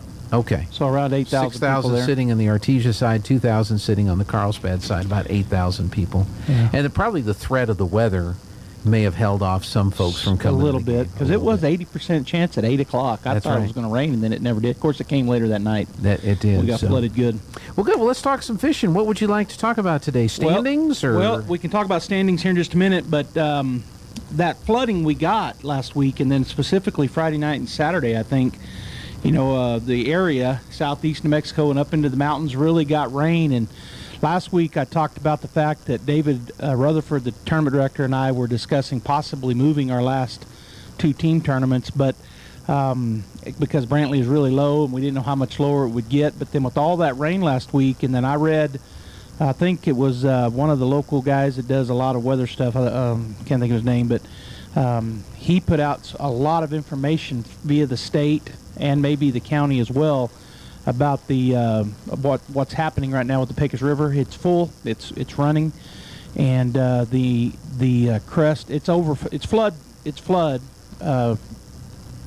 over flood stage. It's flood stage. I couldn't think of the word I wanted to use. It's flood stage, and it's going to crest on Wednesday. It's over 13.5 feet flood stage, I think, is what I read. Okay. And it is really going to run into Brantley. I drove down to Brantley this morning to look at it, just to see what it looks like, and it's low, as has been talked about. But with that kind of water coming in, the anticipation is going to be up feet, several feet probably. So it looks like we'll keep our Brantley tournament in place. Talked to the tournament director last night and again this morning, and with the flood waters coming in, and it'll be there before Saturday. It'll be full, and it was coming in this morning. I mean, we could see the mud from upriver. It was really flowing in there. Went around to the dam to see if they're letting any water out. They're not, so there's no water leaving the lake at this moment. And I talked to somebody else this weekend, and it was somebody that would have had some knowledge. I can't remember who it was, but they told me that there was not any anticipation of any water leaving this month, that they're not going to open the gates. So I don't know if that's right or not, but that's what I've been told. So, we had these team tournaments only at Brantley. We had only 4 of them scheduled, but early in the year we made the decision to go ahead and have 2 one-day team tournaments at Brantley on those 4 weekends. And so with the water coming in like it is, Brantley is still fishing amazing. A lot of people catching a lot of fish. I've talked to some guys that were down there a couple days ago, and they caught nice big fish, and a lot of them. So, and I'm not talking about 7, 8, 9 pounders, but 3, 4, 5 pounders type of deal. And Brantley is probably, I haven't gone back and analyzed it real carefully, but just kind of looking at our schedule and looking at them, I ran through the weigh-in sheets this morning just very quickly, and just to kind of confirm in my own mind, Brantley has probably been our best lake overall in terms of fish caught and quality. Now, we've had bigger fish caught at other lakes, and we've had some good quality tournaments. Hubbard Creek was very good. Lake Fort Phantom Hill was very good in terms of quality. Quantity was not big at those 2 lakes. We weren't catching a lot of fish. It was fishing kind of slow, but very good quality. But the difference is that Brantley is here. It is team tournaments, and if we were to, David and I were talking about it last week. We're thinking, well, we probably need to change the lake unless we get a bunch of water, which we did. Yeah. But changing it would cause us, we'd have to travel that 4 hours or longer, and I probably wouldn't be able to go even for Saturday because of what we have here at the radio and KSVPTV.com, and which doesn't matter to the overall scheme of things. But I couldn't be there to be the tournament director. Anyway, that's where it's looking right now. We're going to keep it here because of the flood and the water that is coming down the river, the fleece, everything ran. Everything ran, and so a lot of water is going to be in Brantley this week, and so I think it'll make it a good tournament. We've had great tournaments already down there. It's local. I think more teams will get in it because of that, and not having to travel. So that's where we're at right now. I did have an opportunity very quickly this morning. I didn't get it done last week, but I updated our standings, and I don't know, I emailed them just a few minutes ago to Jeffrey, but I don't know if his email address here was, I think I had it saved from before, and it may be the same, or maybe he doesn't have it Is still. it a Gmail address? I think so. I think it was Jeffrey.Curtis@PVB. No, whatever. So that's probably not. That's. I don't think that's been reestablished. So. Okay, so it's an old. So he didn't get it. So that's okay. Okay, that's all right. Sorry. And I was running through myself trying to get here, and so a lot of stuff happening on a Monday. So I've got we won't look at them, but I can read them. So let me pull up the tournament, the leaderboards. Yeah, I got an email back said this address wasn't found. Yeah. All right. I could probably get that reestablished, but we're not going to do that right now. No. So I also went into my spreadsheets this morning. Another reason I was running a couple minutes late, and I figured out my I think I mentioned this last week. My in my Excel spreadsheets is where we keep our tournament sheets. A couple weeks ago, I tried to update them and get the totals. You have to build specific formulas to get everything to work the way we want them to. And I figured out what I had done wrong a couple weeks ago. So I've got that now fixed on my spreadsheets. And so I was able to get everything tabulated through Hubbard Creek. So we've got 2 tournaments left at Brantley this coming weekend. They're both team tournaments. And then that will be the end of our regular schedule. And so right now, and then we're taking our top 10, each angler, co-angler or angler, their top 10 tournaments, and they didn't fish 10. It'll just be all their tournaments for points totals for the year-end awards of Angler of the Year and co-angler of the year or non-boater of the year. And right now through Hubbard Creek with 2 tournaments left, Jerry Hodling, my dad, is leading the boater side with 29.94. That's his points, his top 10 tournaments. Mike Hill is in second with 29.90. That's his top 10. Mark Willover is in third with 29.74. And David Rutherford is in fourth with 29.56. Chris True is in fifth with 26.80. And I think Chris has only fished 9. So 1 through 4 has a minimum of 10 tournaments. So they're those top 4 right there. Of course, Chris, he's 300 points behind. Over 300 points behind, so I don't think he has an opportunity. Really, it's between Jerry and Mike based on looking at everything. If they both fish this weekend and Mike wins them both, regardless of what Jerry does, that's not true. So I don't want to forecast it. Sure. They're close enough. Those two, 29.94 for Jerry and 29.90 for Mike. 4 points. It's 4 points, and so one of those two guys. I think if Jerry didn't fish them, let's say, so he got zeros on those, his point won't change because that's the top 10. He's got 29.94. And if Mike fished both the tournaments and won them both, I will forecast this because I know this to be true, he would be tied. They would be tied. If he got 300 points for each of those, that would replace points for him. He would drop a couple others, and that would put him at 29.94. So that's the boater side of things. And I didn't finish reading everybody. I'm actually in 6th. I don't know how many. I think I only have 7 tournaments. So I'm in 6th, and then the rest of and I'll get these out there online. I'll probably put them on Facebook today just for anybody that's interested. But we have 18 boaters this year that have fished a tournament, at least one. And so that's our top 5 boaters is Jerry Hodling, Mike Hill, Mark Willover, David Rutherford, and Chris True. And I think Chris has 9, but the top 4 have 10 minimum. Okay. And then our non-boater side, right now leading the way, and he's fished a minimum of 10 tournaments, is Kelly Whitehead with 29.86. Catherine Martinez is in second with 29.84. So a very tight race there. And then it drops off a little bit. Lex Klein is in third with 29.78. Lisa Rutherford in fourth with 29.55. And Jeff Heath, again, I think only 9 tournaments. He and Chris True are both in fifth. Jeff is the non-boater, Chris is the boater. And he has 26.89. I think he has fished 9.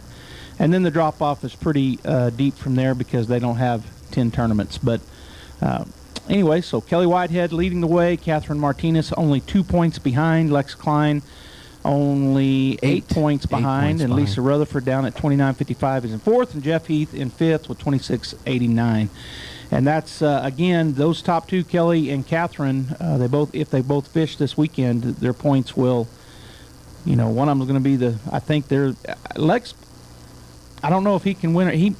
Like I said, I didn't go back and look at what would be dropped, and if Lex won both tournaments and the other 2 didn't fish at all, I suppose there's a chance. But anyway, that's our... and the only reason, because not to be confusing, if you're only 4 points down and you win or get more points, you should be able to go in, but then it determines on which 10 tournaments That's you right. take points from. They're going to take their top 10, Mm-hmm. and so yes, I mean if they're it's very.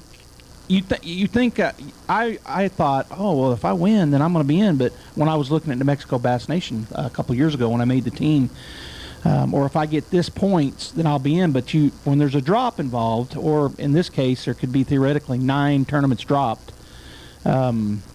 It just depends on who fishes and what they're. So if somebody does win, they get 300 points 2 days in a row, but the one that was ahead of them gets 299 2 days in a row. Right. It depends on what all gets dropped down there. Obviously, the 300 isn't going to be dropped. Probably the 299s won't, so they would still win. Yeah. Because they'd only gain 2, or they might tie. I mean it. So I won't speculate too much. We'll just have to wait and see what happens at Brantley this coming weekend, and then we'll know at the end of it. The other thing that we're probably going to do is move our championship into October, and that will give us an opportunity to have a 30-day off limits on whatever lake we vote on. We're going to vote on the lake as a club, and David and I are still working on that, as he is the tournament director and me as the president. We're going to try to look together at the top 3 lakes that have fished for us this year. Mm-hmm. Brantley is one of them, but Right. of course, with the floodwaters coming in, and if it raises like it's going to, and if it stays, or we get more rain and it keeps going up, then I think we would want to keep Brantley, because it's just really produced, and it still is. There's a lot of fish being caught, good ones too. But if for some reason it goes down, then it won't be. But we'll just have to kind of play that by ear. Right now, without really doing a deep dive look into it, I think that it'll be Fort Phantom Hill, Hubbard Creek, and Brantley. I think those two for the championship Okay. choices. Mm-hmm. But we'll see. Yeah. But that's where we're the at. rain is good. Officially in Artesia, we got 1.5 inches. I got 2 inches and 2/10 in my house when I went out Saturday evening to feed. Yeah. I dumped. It wasn't raining, and I looked at my rain gauge and I had 2 inches and 2/10. Yeah. So, I mean, we're up over almost 6.5 inches for the year now. Pretty significant increase, and that was all good. And we'll see if we get a little bit more. That might be kind of nice. As long as it doesn't lightning, so it doesn't mess up with any of the outdoor stuff like soccer and football and stuff. Right. We're in good shape. Well, good deal. Anything else? Nope, that's it. I'll be getting an email out this morning to all of our. A lot of times I have it already done, but I wanted to go look at the lake. Wanted to talk to David, and so I'll get an email out to all of our anglers and co-anglers, and so anybody that might be listening, watch for that email and text coming soon. All right. Thanks, Joby. Appreciate Thank you. you. And thanks for listening, folks. We'll be back here tomorrow morning with more of